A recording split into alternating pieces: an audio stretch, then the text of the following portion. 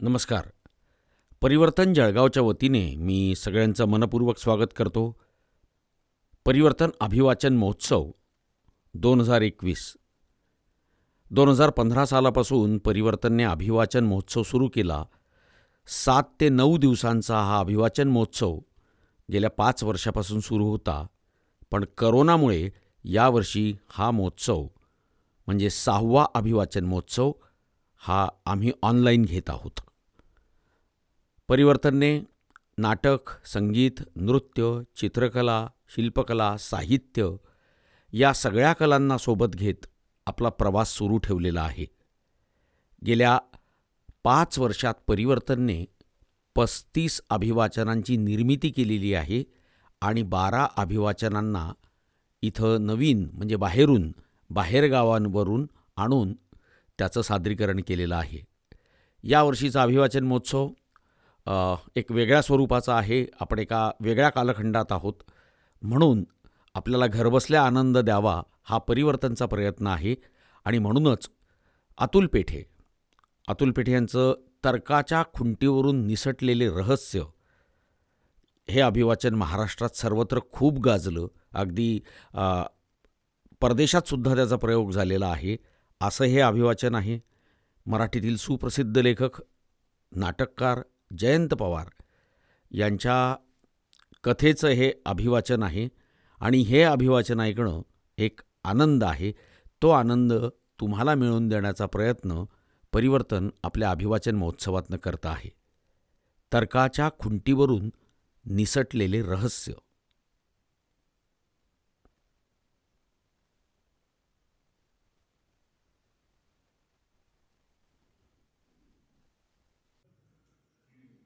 परिवर्तनचे आभार. माझ्या लाडक्या जळगावमध्ये लाडक्या रसिक प्रेक्षकांसमोर प्रयोग करायला आज मजा येईल असं मी गृहीत धरतो. ठीक आहे, सुरू करूयात. तर्काच्या खुंटीवरून निसटलेलं रहस्य. लेखक जयंत पवार.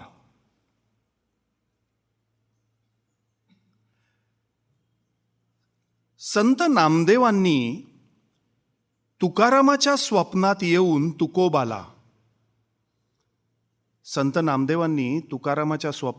तुकोबाला विठोबावर शतकोटी अभंग करायला सांगितले. यावर जर तुमचा विश्वास असेल तर माझ्या स्वप्नात काका आले आणि त्यांनी मला रहस्य कथा लिहायचा आदेश दिला. यावर तुम्हाला विश्वास ठेवावाच लागेल. तुकारामानं गाथा लिहिली, मी रहस्यमय कादंबरी लिहितोय, पण कादंबरीचा शेवट तिथे काही प्रश्न पडलेले आहेत. डोकंच पिकलंय.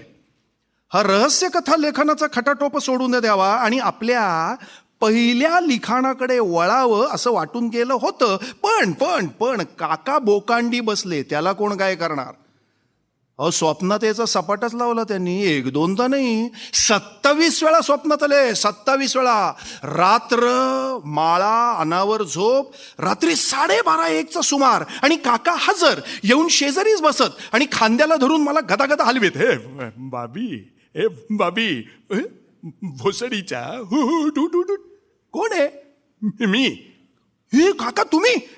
घे पेन हातात आणि लिहायला बस. काय लिहू? फोदरीच्या. चिंता करू नको, सांगतो तसं लिही. तुमचा विश्वास बसणार नाही. 27 सिटिंग झाल्या. काकांनी अख्खा प्लॉट मला ऐकवला. आता इतका पिच्छा पुरवल्यानंतर माझी काय बिशाद आहे? लिहित नाही म्हणायची. बसलो लिहायला. रहस्यमय कादंबरी. पण इथेच माझी आणि तुकारामाची वाट वेगळी होते. नामदेवांनी तुकारामाला अभंग रचायला सांगितले. त्यावेळच्या साहित्याचा जॉनरच अभंग आणि ओवी हा होता. नामदेवांनी ओव्या लिहिल्या, अभंग लिहिले. ज्ञानेश्वरांनी अभंग लिहिले. चोखोबा गोरोबांनी आणि जनाबाईनं सुद्धा अभंग लिहिले. ते ऐकून कानावर पडून तुकारामाचा सुद्धा माइंडसेट अभंग रचनेला अनुकूल झाला असणार, यात काय संशय. नाही, पण माझं तसं नाही. मुळात माझे काका आहेत रहस्य कथा लेखक. तसा मी नाही. रहस्य कथाकार तर बिलकुल नाही. म्हणजे त्या वाटेलाच मी कधी गेलेलो नाही. मी आहे एक सरळ साधा कथाकार, भावकथा लिहिणारा, मानवी मनाचा थांग घेणारा, स्त्री पुरुष नातेसंबंध, मानसिक ताणतणाव, त्यातले कंगोरे, विश्लेषण आणि कधी सामाजिक समस्या प्रधान विषयही हाताळणारा साधा कथाकार म्हणजे मी.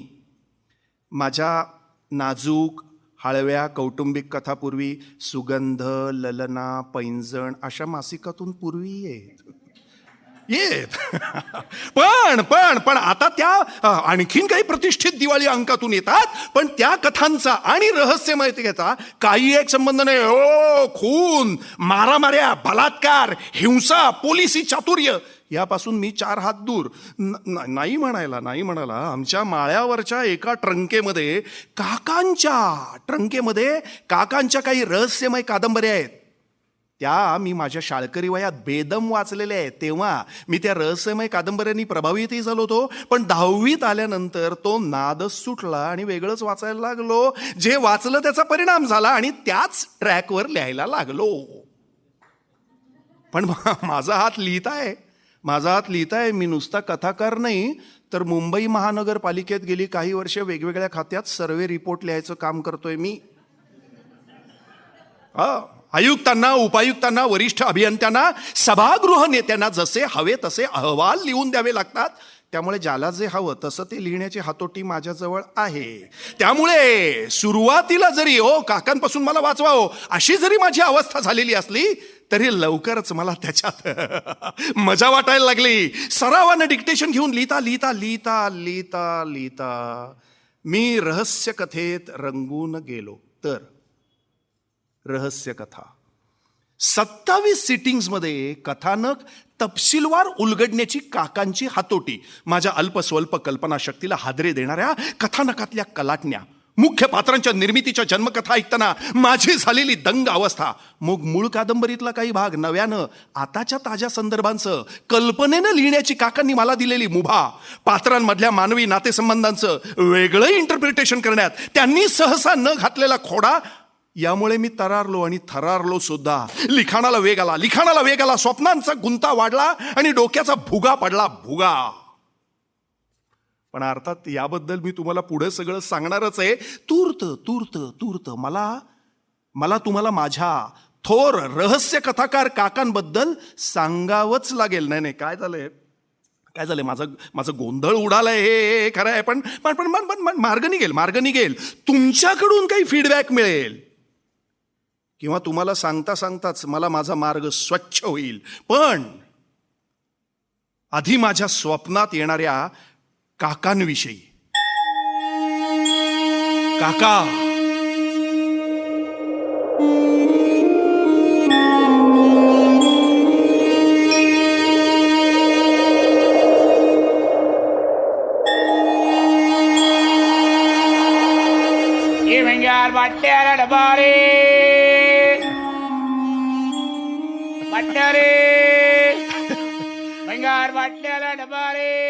डी विश्वनाथ. दर्शन परिचय आणि दृष्टांत. विश्वनाथ डिचोलकर हे नाव तुम्ही ऐकलं असण्याची शक्यता कमी, पण मी जर तुम्हाला असं विचारलं की डी विश्वनाथ तुम्हाला माहिती आहेत का, तर लगेच तुमच्या भुवया उंचावतील आणि तुम्ही म्हणाल आहा डी विश्वनाथ, ते म्हणजे डिटेक्टिव्ह स्टोरीवाले, विहंग, कर्नल सूर्यशेखर, अग्निपुत्र, निशाचर दिवाकर अशा कथा मला लिहिणारे. होय तेच ते एकेकाळचे लोकप्रिय रहस्य कथा लेखक विश्वनाथ डिचोलकर उर्फ डी विश्वनाथ. बाबूराव अर्नाळकरांच्या झुंजार, काळा पहाड, धनंजय या रहस्य कथा मला गाजत होत्या, तर गुरुनाथ नाईकांच्या गोलंदाज कथा, कॅप्टन दीप, गरुड यांचं गारुड पडले होतं, तर SM काशीकरांचे नाईट किंग, धूमकेतू धुमाकूळ घालत होते.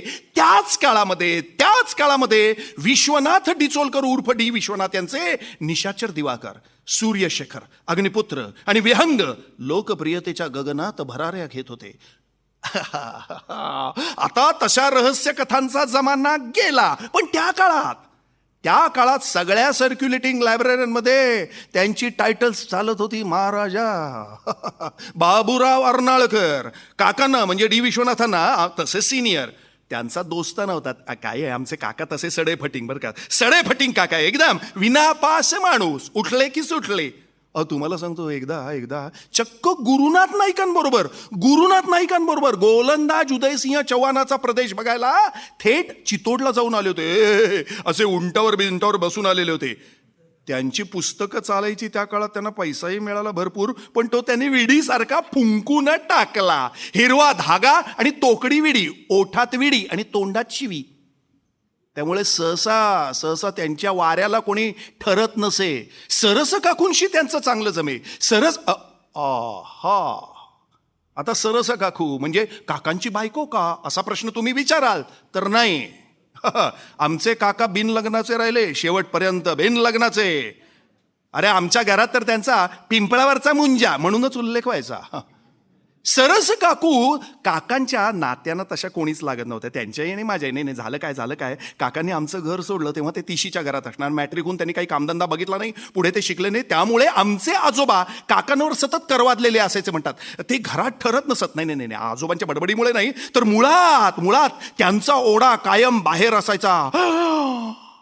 ते अशा जागी बसायचे ना जिथे बारा इसम पाऊल टाकणार नाही. स्मशान. रात्री उठून स्मशानात जायचा त्यांचा नेम होता. विशेषतः अमावस्येला स्मशानात जळणाऱ्या चितांकडे ते एकचित्त होऊन बघत बसायचे. रात्री चितेतली लाकडं परत आत सरकवणारे आणि हाडं आणि राख काठीनं बाहेर काढणारे कामगार त्या काकांचे मित्र होते. ते कामगार जी हाडं बाहेर काढत ना, त्यांचं काका असं बारीक निरीक्षण करायचे, कवट्या हातात घेऊन न्याहाळायचे. अपरात्री स्मशानात येणाऱ्या बैरागी हटयोगी तांत्रिकांना कामगार हाडं कवट्या द्यायचे. काका त्या बैराग्यांबरोबर बसायचे. वरळी समुद्राच्या पलीकडे पूर्वी जो एक डोंगर होता ना, तिथेही जाऊन काका झाडीत बघत बसायचे. त्यामुळे काकांना कुठल्या तरी झाडानं पकडलंय अशी कुजबूज घरात असायची. अशा विक्षिप्तपणामुळे काकांशी घरामध्ये कोणीही बोलत नसे, फक्त मी बोलत असे, कारण ते माझ्याशी बोलत असत. तुम्हाला सांगतो, काका आहेत ना, काका भन्नाट गोष्टी सांगत आमच्या काका. अरे फिरायला नेत, पण हे माझ्या वडिलांना अजिबात आवडत नसे. काकांवर त्यांचा विशेष राग असे. भाभी हा चक्रम चुलता, तुला पण चक्रम बनवणार, याच्या नादी लागू नको पुता, मेला चक्रम आहे चक्रम. मी तेव्हा 7-8 वर्षाचा, मला काय कळणार. उलट फिरायला गेल्यानंतर काका मला खाऱ्या शेंगदाण्याची पुडी देत, ते मला फार आवडायचं. आता मी जिथे झोपतो ना त्या माळ्यावर बसून ट्रंकेवर कागद ठेवून काका रहस्य कथा लिहित. ते रहस्य कथा लिहिणारे काका मला आठवतात. पण घरच्यांची किरकिर वाढली तसं काकांनी घर सोडलं आणि मारुतीचं देऊळ गाठलं. काका देवळात जात ते मारुतीसाठी नाही, तर ते देऊळ ज्याच्या भोवती वसलं होतं त्या पिंपळाच्या झाडासाठी. पिंपळ त्याच्या पानांची सळसळ ते ऐकत, त्याच्या खोडात फांद्यात नजर खुपसून बसत. तिथेच त्यांची सरस काकू आणि मोरोबा देवस्थळींची ओळख झाली. मोरोबा उपाख्य मोरोबा देवस्थळी आणि त्यांच्या पत्नी सरस्वती अर्थातच सरस काकू मारुतीचं देऊळ वहिवाटीनं सांभाळीत होते. दोघंच होते, विनापत्य. गणेश भक्तांचं घराणं त्यांचं. पण मारुतीकडे वळल्यामुळे कुलदेवता कोपली आणि तिनं देवस्थळींच्या वंशवृक्षाच्या फांद्या अशा एक करून छाटत नेल्या अशी बोलवा होती. पण आमचे मोरोबा मारुतीशी एकनिष्ठ राहिले. देवळात रामदासी कीर्तन, वारकरी कीर्तन, पारायण, सप्ताह, रामनवमी, हनुमान जयंती, सुंठवडा, भगव्या पताका असा जंगी दणदणाट असे. मोरोबा ते सगळं नीट आखत. सकाळची पूजा अर्चा, संध्याकाळची आरती त्यांनी कधीच चुकवली नाही. लोक मुहूर्त काढायला, पंचांग पाहायला, पत्रिका जुळवायला मोरोबांच्याकडे येत. त्यांच्या सुशील, सुंदर, गोऱ्या धुप्प, किंचित स्थूल अशा पत्नी सरस काकू देवळाची झाडलोट, कीर्तन पारायणासाठी चहाची व्यवस्था आणि प्रसादाची तयारी निगुतीने करत. पण पुराणातील राजे महाराजांपासून कलियुगातल्या सामान्यांपर्यंत कित्येकांना ज्या एका दुःखानं घेरलेलं होतं युगानुयुग, ती चिरंतन वेदना या भल्या दाम्पत्याच्या वाट्याला आली होती. घरात तिसरं कोणी नव्हतं, पोटी मूल नव्हतं. पांडुरंग पांडुरंग पांडुरंग. कीर्तन झालं, भजन करून भजन करी गेले की रिकामं देऊळ खायला उठायचं. समोरचा मारुती सुद्धा तोंड फिरवून असं उड्डाण करायच्या तयारीत बसल्यागत उग्र वाटे. मागच्या बाजूला असलेल्या बिराडाच्या खोलीत शिरताना या दोघा नवरा बायकोंच्या अंगावर काटा येत असे, काटा. अशातच तिथे आमचे काका आले आणि घरचेच जाहलले. भजन कीर्तन झालं तरी इतरांप्रमाणे काका उठून जात नसत. पिंपळाच्या पारावरच बसून राहत. त्यांना नंतरचा असा सन्नाटाच आवडे. एक दिवस मोरोबा म्हणले, अरे तू इथेच येऊन का राहत नाहीस? म्हटलं तू इथेच आमच्यासोबत येऊन का राहत नाहीस? मोरोबांना हे सरस काकूंनी सुचवलेलं होतं.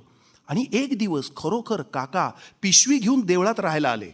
अगदी मुलगा नाही तरी 8-10 वर्षांनी आपल्याहून लहान असलेला हा तरुण सरस्वती काकूंना धाकट्या दिरासारखा वाटला. आणि मोरोबा तर सरस काकूंहून 15-16 वर्षांनी थोराड, त्यामुळे त्यांना तो तारुण्यात आलेला आपला मुलगाच वाटला असणार असं म्हटल्यास वावगं होणार नाही. त्यांनी मोठ्या आनंदानं पिंपळाभोवती उभारलेल्या देऊळ वजा घराचा पोटमाळा काकांना बाळ बिस्ताराला ठेवायला दिला. त्या छोट्या पण ऐस पैस माळ्यावर काकांना उभं राहता येईल एवढी जागा होती. वरच्या छपराच्या मोकळ्या फटीतून पिंपळ वृक्षाच्या काही चुकार फांद्या घुसलेल्या होत्या. बाहेर वारा सुटला की पानांचे टाळ वाजत, त्यांचे नाद ऐकत, भिंतीला रेलून हात डोक्यामागे बांधून काका एकेका रहस्य कथेचा इथेच विचार करत बसत. इथेच त्यांनी विषकन्या, मुराररावाची हवेली, ते 12 तास, अजगराचा विळखा, अर्बन बँकेवर दरोडा, पिशाच्य बाधा यासारख्या 101 रहस्य कथा लिहिल्या, तुफान खापल्या, पैसे आले. काकांनी त्यातले बरेचसे सरस काकूंच्या हाती दिले. देवस्थळी दाम्पत्य कृतकृत्य जाहले. इथेच काका 25 वर्ष राहिले. 25 वर्ष. त्या काळात त्यांनी तुडुंब लेखन केलं. मला अनेकदा ते या देवळात घेऊन यायचे, त्यांच्या माळ्यावरच्या या गूढ जागेत न्यायचे. काका गेले तेव्हा त्यांनी 60 देखील गाठलेली नव्हती. काकांच्या खूप आधी सर्वप्रथम मोरोबा देवस्थळी स्वर्गस्थ झाले. तसंच काका जायच्या आधी काही वर्ष सरस काकूंनी देह ठेवला. त्यानंतर काका एकटेच देवळात राहायचे, माळ्यावर तंद्री लावून बसायचे. नंतर त्यांचं लिखाणही तसं थांबलंच होतं. शेवटच्या दिवसात मात्र त्यांनी कादंबरी लिहायला घेतली होती. ती निशाचर दिवाकर मालिकेतलं 100वे पुष्प गुंफणारी हा दैवाचा खेळ निराळा ही कादंबरी. काकांना झोपेतच मृत्यूनं गाठलं. पण विशेष म्हणजे जायच्या आदल्या रात्रीपर्यंत काका लिहित होते आणि काकांनी ते बाळ पूर्ण करून त्याच रात्री प्रकाशकाच्या हवाली सुद्धा केलं. काका गेले ते नेमके केव्हा याबद्दल नक्की अंदाज करता येत नाही, कारण ते माळ्यावर झोपले होते. त्यामुळे 2 दिवस ते गेल्याचं कोणाला कळलंच नाही, कारण तेव्हा देवळात येणाऱ्यांची संख्याही बरीच रोडावली होती. शिवाय बरेच जण काकांच्या चक्रमपणाला सुद्धा तसे टरकूनच असत. काका गेल्यानंतर तर अनेक दिवस या देवळाकडे कोणी फिरकलंच नाही. काका गेले त्याला 28 वर्ष झाली असतील. ते गेले तेव्हा मी 10 वर्षाचा होतो. त्यांचा मी लाडका होतो. पण एवढ्या वर्षांमध्ये कधी ते माझ्या स्वप्नात आले नाहीत. पुढे मागे मी लेखक होईन याचाही त्यांना काही आदमास नव्हता. योगायोग बघा. एवढ्या वर्षात स्वप्नात न आलेले काका मागच्या महिन्यात माझ्या कथेला एका मान्यवर संस्थेचं बक्षीस मिळालं. त्याच रात्री माझ्या स्वप्नात आले. बाब्या भोसडीच्या निसतोस काय मेल्या, उठ बुरशा, याच दिवसाची मी वाट बघत होतो. आता माझी पूर्ण खात्री पटली आहे की तू माझा वारस होशील आणि रहस्य कथा लिहू शकशील. उठ घे पेन घे बस लिहायला. काकांनी, रहस्य कथाकार डी विश्वनाथांनी स्वतःच्या खिशातलं पियर एक अर्धींचं चकचकीत पेन काढून माझ्या हातावर ठेवलं. काकांना शेजारी बसलेलं बघून मला बसलेला धक्का पेनाच्या थंडगार स्पर्शानं आणखीनच तीव्र झाला. माझे हात कंपायमान होऊन पेन थरथरू लागलं. अवघी गात्र गोठून गेली.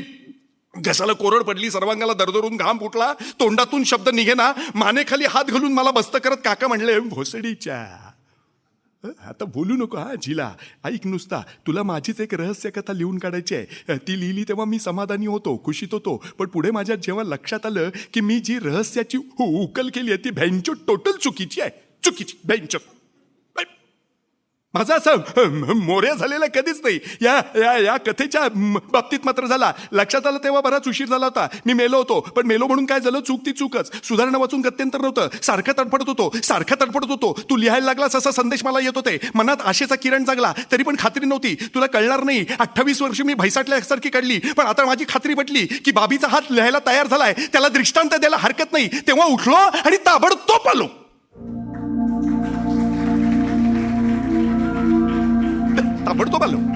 पण तू काळजी करू नको भाभी. मी सांगत जाईन तसं तू लिहित जा. ही रहस्य कथा तू लिहिलीस की पुढे तू पण मोठा माझ्यासारखा रहस्य कथाकार होशील हे मी छाती ठोकपणाने सांगतोय. पण आता घाई कर. हे घे कोरे कागद. सुरू कर पुनर्लेखन. तीच ती कादंबरी जी अखेरच्या दिवसात, अखेरच्या क्षणापर्यंत लिहिली. हा दैवाचा खेळ निराळा.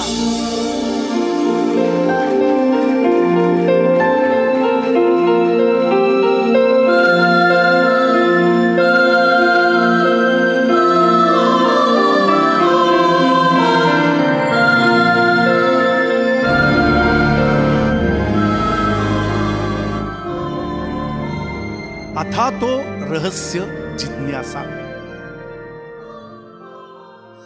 प्रसिद्ध उद्योगपती रावसाहेब गौरीनंदन ठाकूर देसाई यांचा 1980 सालच्या जुलै महिन्यामध्ये रहस्यमयरित्या खून झालेला होता.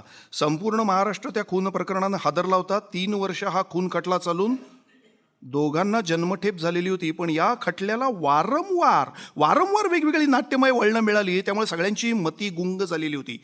पण त्याहून धक्कादायक बाब म्हणजे आणखीन 3 वर्षानंतर खरा खुनी सापडला.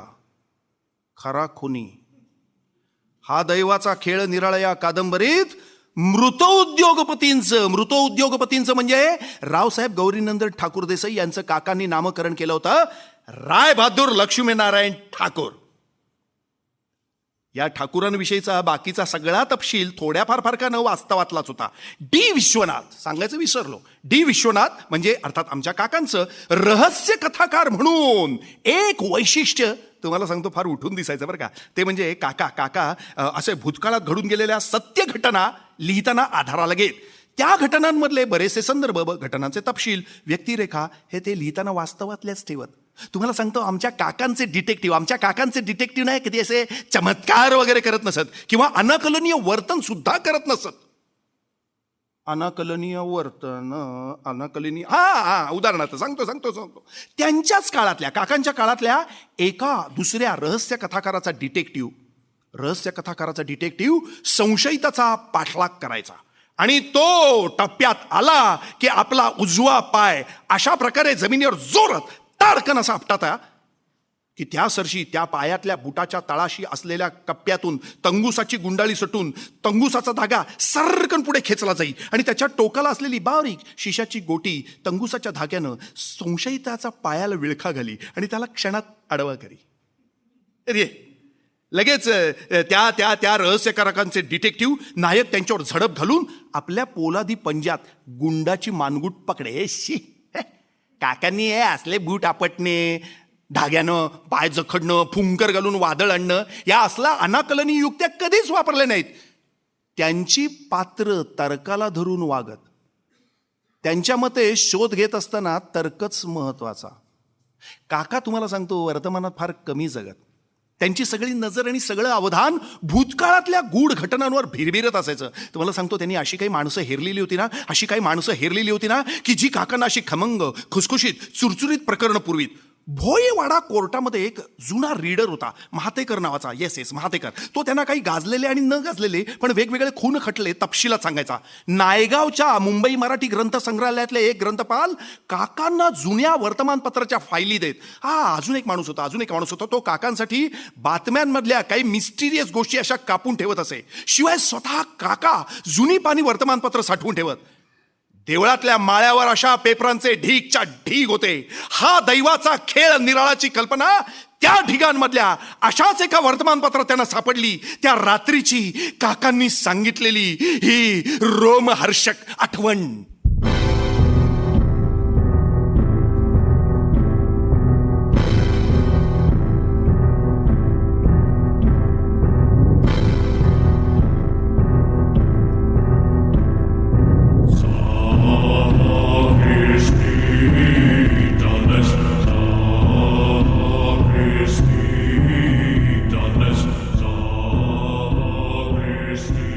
काय घडलं त्या रात्री? एका अंधाऱ्या संध्याकाळी मारुतीची आरती होऊन गेली होती. लोक गुळ खोबऱ्याचा प्रसाद घेऊन पांगले होते. काका मात्र माळ्यावरच तंद्री लावून बसलेले होते. बाहेर कुंद वातावरण होतं. ढग भरून आले होते, पण तिथेच थबकल्यासारखे झाले होते. पिंपळही सळसळत नव्हता. एखाद्या स्टील फ्रेम सारख्या त्या चित्रामध्ये हालचाल झाली ती प्रकाशक भाऊराव खाजगीवाले लाकडी जिन्यानं माडीवर आले तेव्हा. जवळपास 7-8 वर्षांनी भाऊराव खाजगीवाल्यांची पावलं काकांच्या दारापाशी वळली होती. दरम्यानच्या काळात काही व्यवहार नव्हता. काकांनी काही लिहिलेलं नव्हतं आणि भाऊराव खाजगीवाल्यांनी काही छापलेलं नव्हतं. रहस्य कथांचा काळ संपला असं भाऊराव खाजगीवाल्यांनी स्वतःच ठरवून आपल्या अबलक प्रकाशनातर्फे शृंगारिक कादंबऱ्या छापायला त्यांनी सुरुवात केली होती. पहिली 3-4 वर्ष चांगली गेली, पण नंतर त्यांच्या मर्जीतल्या लेखकांनी त्यांना दगा दिला. जास्तीची रॉयल्टी देणाऱ्या प्रकाशकाकडे लेखक पळाले, उरले ट्रॅश लेखक. त्यांची रटाळ पुस्तकं कोणी घेईना, सगळा धंदा फसत चालला. दुसरीकडे काय सांगू, टी व्ही मालिकांचा प्रभाव वाढत चाललेला होता आणि वाचकसुद्धा अगदी कमी कमी कमी कमी होत चाललेले होते. एका बैठकीत कादंबरी उडवणाऱ्या वाचकांचा जमाना संपून सगळं काही धारावाहिक झालेलं होतं. धारावाहिक आपल्या परवडीची कथा एकेका एपिसोडमध्ये बसवून भाऊराव दुकानात येणाऱ्याला ऐकवत, कारण ऐकणाऱ्याला सुद्धा घरी जाऊन टी व्हीवरचं छायागीत, चित्रहार, गजरा बिजरा असले कार्यक्रम बघायची घाई असते. याच दिवसात टीव्हीवर करमचंद नावाची जासूसी मालिका बहु लोकप्रिय झालेली होती. कडॅक कडॅक कडॅक गाजर खाणारा करमचंद आणि त्याची मॅडकॅप असिस्टंट किटी ही जोडी गाजू लागली तेव्हा भाऊराव खाजगीवाल्यांचे डोळे चमकले. त्यांना पहिल्यांदा आठवले डी विश्वनाथ. त्यांच्या डोक्यांमध्ये विचारांची चक्रशी भरा भरा भरा भरा भरा फिरली आणि संध्याकाळी दुकानाला कुलूप लावून ते झरा झरा झरा झरा निघाले. वाटेत सनशाईन वाईन शॉप पाशी ते थांबले. ते एका ठाम निष्कर्षापाशी आले होते. विश्वनाथराव जिना चढता चढता भाऊरावांनी आरोळी ठोकली तेव्हा स्वस्थ बसलेले काका एकदम तरारले. अरे चा, ही हा कोणाची? ही तर परिचयाची. हा हे भाऊराव असणार. आज त्यांना माझी आठवण. काय गडबड काय? तोच भाऊराव येऊन काकांच्या समोर मान ठोकून बसले. काकांचे हात त्यांनी हातात घेतले, सगळी परवड सांगितली आणि मग त्याच हातात DSP विस्कीची बॉटल, पिअर एक अर्धींचं चकचकीत पेन आणि 100च्या 5 नोटा भरलेलं पाकिट ठेवून म्हणले, विशुभाऊ तुम्ही आता माझे तारण आहात. उठा पेन उघडा, आला असा झटका, पुन्हा तडफेनं लिहायला सुरुवात करा. ही सायनिंग अमाऊंट आहे, समजा सायनिंग अमाऊंट आहे. तुमचा सगळा आकडा सांगा, सगळं जमून आणीन. पण आता माघार घेऊ नका, तुम्हाला मारुतरायाची शपथ आहे. विशुभाऊ तुमचे सगळे नायक हिट झालेले आहेत. 200च्या वर पुष्प तुम्ही गुंफलेली आहेत. फक्त निशाचर दिवाकर 99व्या पुष्पापर्यंत थांबला. अरे नामी संधी आहे निशाचर दिवाकरची. 100वी रहस्य कथा लिहायची, त्याची आपण जंगी जाहिरात करू. प्रकाशनाचा आणि त्यानिमित्तानं तुमच्या सत्काराचा मोठा कार्यक्रम आखू. निशाचर दिवाकर पुन्हा लोकांच्या समोर आला पाहिजे. असं कथानक निवडा जिच्यावर पुढे मागे करमचंदाच्या थोबाडीत मारेल अशी सिरियल झाली पाहिजे. जुने दिवस आठवा, तुमच्या प्रतिभेला साथ घाला, काय लागेल ती मदत सांगा. शेरलॉक होम्स स्टोऱ्या पाठवू का? वाटल्यास एडगर ॲलन पोच्या गोष्टी मिळत आहे. अरे डी विश्वनाथानं कधी उदार उसनवारी केलेल्या लेखनात इंग्रजी पुस्तकं वाचायची आणि इथे त्याच्या कॉप्या हाणायच्या, असलं काम आपण कधीच केलं नाही. भाऊराव खाजगीवाले, तुम्ही बरोबर 7 दिवसांनी इथे या. तुमच्या हातात कादंबरीचं बाड असेल, निशाचर दिवाकरचं 100वं पुष्प. प्रकाशक भाऊराव भारावले. त्यांनी DSP व्हिस्कीची मान आवळली, सील कचकन तोडलं, 2 ग्लास भरले. चैतन्याची पातळी फसफसून एकदम वर गेली. चिअर्स. बाहेर विजा चमकू लागल्या होत्या. द्वीपेग भारीत भाऊराव खाजगेवाले विजांच्या चमचमाटात अंधारात गडप झाले तेव्हा 7 दिवसांनी परत इथेच येण्याचं ठरवत होते. बाहेर वारा सुटलेला होता. पिंपळ अंगात आल्याप्रमाणे सळसळत होता. त्याच्या पानांचा नाद ऐकत देवळात आणि माडीवर भरून राहिलेला होता. काकांच्या डोक्यात कुठलं कथानक घ्यावं हा एकच विचार थैमान घालत होता. त्यांचा हात चोर बाजारातून आणलेल्या पितळी दांड्याच्या दौलदार अँटिक फोन पाशी गेला. पण लगेच त्यांच्या लक्षात आलं, अरे भोईवाडा कोर्टातले रीडर महातेकर रिटायर झालेत. ग्रंथ संग्रहालय आता बंद झालाय आणि दुसऱ्या सोर्सकडे जाणे इतका पुरेसा अवधी नाही. आताशी थोडाच वेळ आहे. 7 दिवस फक्त 7 दिले. तऱ्हेनं हालचाल केली पाहिजे. कोणत्याही परिस्थितीमध्ये रात्री 12च्या आत कथानकाचा तलाश लावला पाहिजे. त्याने भाऊराव गमनोत्तर आणखीन एक पेक चढवला. चेअर्स. आणि डोक्यात दिशा पक्की केली. तुरु तुरु तुरु तुरु तुरु उंदीर गतीनं ते माळ्यावर पेपरांच्या ढिगाऱ्यांमधून दौडू लागले. सपकन हात खुपसून पेपर काढू लागले. त्यांच्या उपयोगाच्या बातम्यांवर त्यांनी लाल वर्तुळ केलेलं असेल. लाल वर्तुळ. अशी ते वर्तुळ शोधू लागले. त्यांना हवी तशी बातमी सापडेना, हवं तसं कथानक आकार घेईना, तसे ते अस्वस्थ होऊ लागले. एक पेपर घडी घालून रचत असताना एका पानावरच्या लाल वर्तुळानं त्यांचं लक्ष वेधून घेतलं. लाल वर्तुळातली बातमी. उद्योगपती रावसाहेब गौरीनंदन ठाकूर देसाई यांचा खरा खुनी सापडला. धक्कादायक वळण. आधीचे 2 कामगार निर्दोष, खरा खुनी गजाड. डी विश्वनाथ यांनी ही बातमी किमान 10 वेळा वाचली. रात्रीचे 12 वाजले होते. मुसळधार पाऊस सुरू झाला होता. छतातून पाणी टपकू लागलं. काकांनी कातरणं सगळी बाजूला सारली. फोनकडे छेपवले. नंबर डायल करू लागले. हॅलो दिवाकर काय मी कोण? भोसडीच्या डी विश्वनाथ हियर. तुझा बाप असशील तसाही आहे. लगेच पावसानं तुफान करत ताल धरलेला होता. काका माळ्यावर फेऱ्या घालू लागले, खाली आले, देऊळभर फिरले.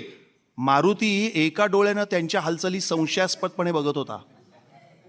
त्याच्या समयीतली वात मंद होत निकराची फडफडत होती. तिच्यावर बंडलातली शेवटची विडी शिलगवून काका दारातून बाहेर बघत राहिले. रात्री 1चा सुमार 2 आकृत्या भर पावसातून देवळात शिरल्या. दोघांच्याही अंगावर काळे रेनकोट होते, डोक्यावर रेनी फेलटॅट होत्या, पायात गंबूट होते. सारं काही पाण्यानं निथळत चकाक होत होतं. एकाच्या डोळ्यावर रात्रीचाही गॉगल होता, पण दुसऱ्याच्या डोळ्यावर जाड काड्यांचा चष्मा. दोघं आत आले. ठॅक! येता क्षणी देवळाचा दरवाजा बंद केला. डोक्यावरची हॅट काढली, केस झटकले, पायातले गंबूट काढून उलटे केले आणि आतलं पाणी बाहेर जाऊ दिलं. मग गुडघ्यापर्यंत लांब असलेल्या रेनकोटची बटणं सोडली, रेनकोट काढून बाजूच्या बाकावर टाकले. रेनकोटच्या आतून पांढरी बनियन आणि पट्टेरी चड्ड्यांचे 2 देह बाहेर आले. आपापला गॉगल आणि चष्मा बनियननं पुसून कोरडा करत ते जवळच असलेल्या 2 लाकडी खुर्च्यांवर स्थानापन्न झाले. दोघे क्षणभर दोघांनी मागे रेलत मोकळा श्वास घेतला, पण क्षणभरच लगेच ते उठले. आपल्या रेनकोटच्या आतल्या खिशातून त्यांनी कापडी पिशवीची गुंडळी बाहेर काढली. पिशवीच्या आत घडी करून ठेवलेले कोरडे शर्ट आणि पॅन्ट अंगावर चढवले आणि ते पाय न वाजवता माडीचा जिना चढू लागले. काका आता माडीवर एक मोठा कोरा ड्रॉइंग पेपर समोर पसरून बसलेले होते. त्याच्यावर त्यांनी मार्कर पेननं पोलीस स्टेशन, देऊळ, पूल, बंगला अशी लोकेशन्स पटापट चितारलेली होती.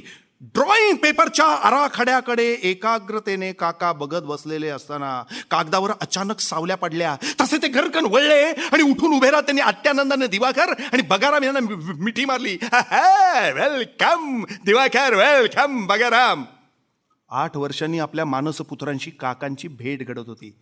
दोघांनाही काकांनी क्षणभर नीट न्याहाळून घेतलं. दोघांच्यातही काही बदल घडलेला नव्हता. फक्त पहिल्याहून दोघांची पोटं तेवढी सुटलेली होती. त्यांच्या पोटावर थाप मारत काका म्हणले, भरपूर झाला आराम. आता 2 कमी करा. कामाला लागायचं लगेच. दिवाकर, ही तुझी शतक महोत्सवी कामगिरी असणार आहे. तिचा भरपूर गाजावाजा होणार. काय रे बगाराम, तू गप्प का बगाराम? काका, या मोहिमेवर मला नेऊ नका हो. मोहिमेवर नेऊ नका ते का? हो, माझ्या घरच्या चिंता वाढल्यात आणि मला पहिल्यासारखी चपळता राहिली की नाही याची शंका येते. थोत्रीच्या तुझी नाराजी कळते आम्हाला, पण तुझ्या विना हा निशाचर दिवाकर अपुरा आहे. दिवाकरला पहिल्या मोहिमेपासून तुझ्यासारखा साथीदार मिळाला. वाचक सुद्धा तुझा जोडीनंच विचार करतात, तुमचा जोडीनं विचार करतात. आणि ही दिवाकरची 100वी मोहीम. येस बगेराम, येस. अरे हा दिवाकर तुझ्या घरच्या सगळ्या चिंता मिटवेल. घरची काळजी करू नका. घाबरे तू माझ्या मॅटरमध्ये लक्ष घालू नको बरं का. माझं बघायला मी समर्थ आहे. बगाराम काय तुला दिवाकर बरोबर काम करावं लागेल. चर्चा नको, फोकणीच्या नो. तुम्ही दोघं माझी माणसं आहात, मी निर्माण केलेली. माझ्यासमोर वागताना ना आवाज चढवून बोलायचं काम नाही. मी सांगेन तसं करायचं. तुमच्या हुशारीचा मलाही फायदा होतोय, पण शेवटी मी निर्माता आहे, लक्षात ठेवा. मनात आणला ना तो तुमचं करिअर बर्बाद करेन. 8 वर्ष बसला होतात घरी याच्यावर हे टाकून, म्हणजे हातावर हात टाकून. आता सोन्यासारखी संधी आली आहे तर आपसातल्या कुरबुरी बाजूला ठेवा. प्रत्येकाचे इंटरनल प्रॉब्लेम्स मला माहिती आहेत, कारण उडत्या पाखरांची झाटं मोजण्यात माझ्या इतका माहीर कोणी नाही. तेव्हा आता 5 मिनिटात डोक्यातले विचार बाहेर फेका आणि नव्या मोहिमेचं ब्रीफिंग ऐका. पण आधी हे घ्या. आल्यापासून इकडं बाटलीवर तुमचा डोळा होता हे मी जाणतो पेताडांनो. आता कशी कळी खुल्ली 2 माणसांची. घ्या चिअर. तुम्ही खेकट्याला मेकटे आहात भडव्यानो. Look here. मलबार हिलवर मंत्र्यांच्या बंगल्याकडे जाण्यासाठी रस्ता वळतो. तिथे न वळता त्याच रस्त्यानं पुढे गेलं की 100 मीटरवर 7 कलर्स नावाचा एक आलिशान बंगला उभा आहे. त्या बंगल्याच्या पहिल्या मजल्यावर बेडरूम मध्ये बंगल्याचे मालक आणि प्रसिद्ध उद्योगपती रायबहादूर लक्ष्मीनारायण ठाकूर यांचा खून झालाय. खून झालाय. 9 इंची पातळ असलेला धारदार सुरा त्यांच्या पोटात खोलवर खुपसला गेलाय. बेडची चादर रक्तानं माखली आहे. दुपारी 2च्या सुमारास मलबार हिल पोलीस स्टेशन मधला फोन खणातो. इन्स्पेक्टर दिनकर वामन फुलपगार आणि पलीकडे कॉन्स्टेबल साहेबराव मोरे असे डुलक्या घेत आहेत. फोनच्या खणखणाटानं दोघांची तंद्री भंगते. इन्स्पेक्टर फुलपगार रिसिव्हर उचलतो. पलीकडची व्यक्ती सांगत राहते, साहेब साहेब 7 कलर्स बंगल्यात उद्योगपती लक्ष्मीनारायण ठाकूर यांचा खून झालाय. मात्र रायबहादूर ठाकूरांच्या पोटात सुरा खुपसून खून झालाय हा तपशील ती व्यक्ती देत नाही. ती स्वतःचं नाव सांगत नाही. इन्स्पेक्टर फुलपगार विचारत राहतो, अरे कोण बोलताय कुठून बोलताय तुम्ही? खटॅक. पलीकडून रिसिव्हर ठेवला जातो. शांतता. इन्स्पेक्टर फुलपगारच्या डोक्यात घंटी वाजते. तो तारकन उठून उभा राहतो. त्याचं विचारचक्र वेगानं फिरू लागतं. एका नव्या आव्हानाची चुणूक त्याला लागते. कोणाला? इन्स्पेक्टर फुलपगारला. त्याचे डोळे लाकाकतात. तो फरमान सोडतो, कॉन्स्टेबल साहेबराव मोरे ताबडतोब तोंड धुवा. स्वतःच आपली मोहीम सुरू.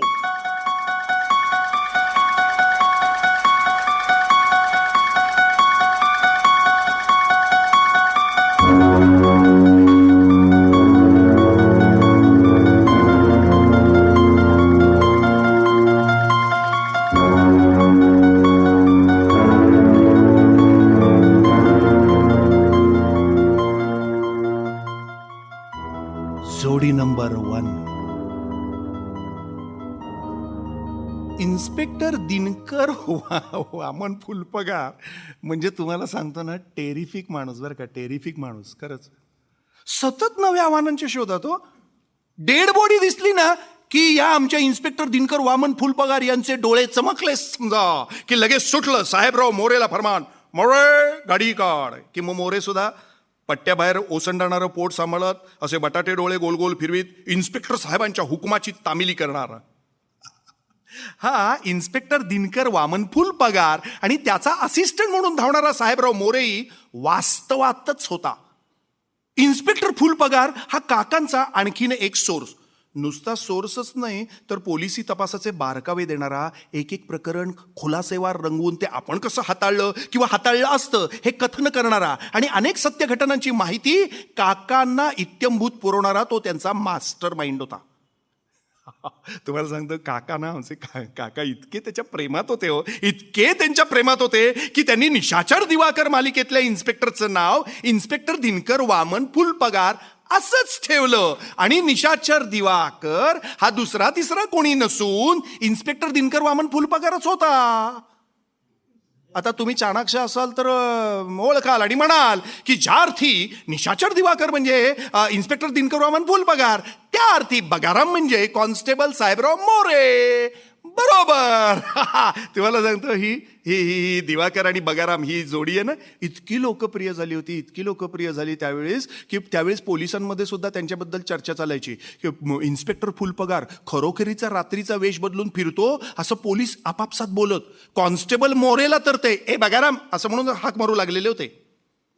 पोलिसी व्यवहारातल्या कायदेशीर अडचणी, वरिष्ठांचा आणि राजकारण्यांचा हस्तक्षेप, भ्रष्टाचार, दफ्तर दिरंगाई यामुळे निर्माण होणाऱ्या अडथळ्यांवर मात करत झटपट लक्ष गाठण्यासाठी इन्स्पेक्टर फुलपगार रात्री डिटेक्टिव्ह दिवाकर बनतो असं जेव्हा मला काका सांगत होते तेव्हा मला साहजिकच प्रश्न पडला की इन्स्पेक्टर फुलपगारला नाईट शिफ्ट नसते का काय? आणि नाईट शिफ्ट असली तर निशाचर दिवाकर सकाळी कामगिरीवर निघतो की काय? मी काकांना असले प्रश्न विचारले तेव्हा त्यांनी असा एक झळझळीत कटाक्ष माझ्यावर टाकला आणि म्हणले, काका म्हणले, थोतरीच्या असले फडतूस प्रश्न विचारू नको. माझ्या कथेमध्ये ना इन्स्पेक्टरसाठी दिवसच असतो आणि डिटेक्टिव्ह दिवाकरसाठी रात्र. बाबी वाचकांना असले बिनडोक प्रश्न नाही रे पडत बाबा.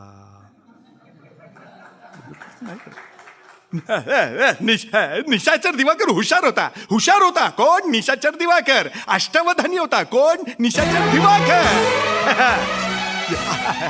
अचूक निर्णय घ्यायचा निशाचर दिवाकर.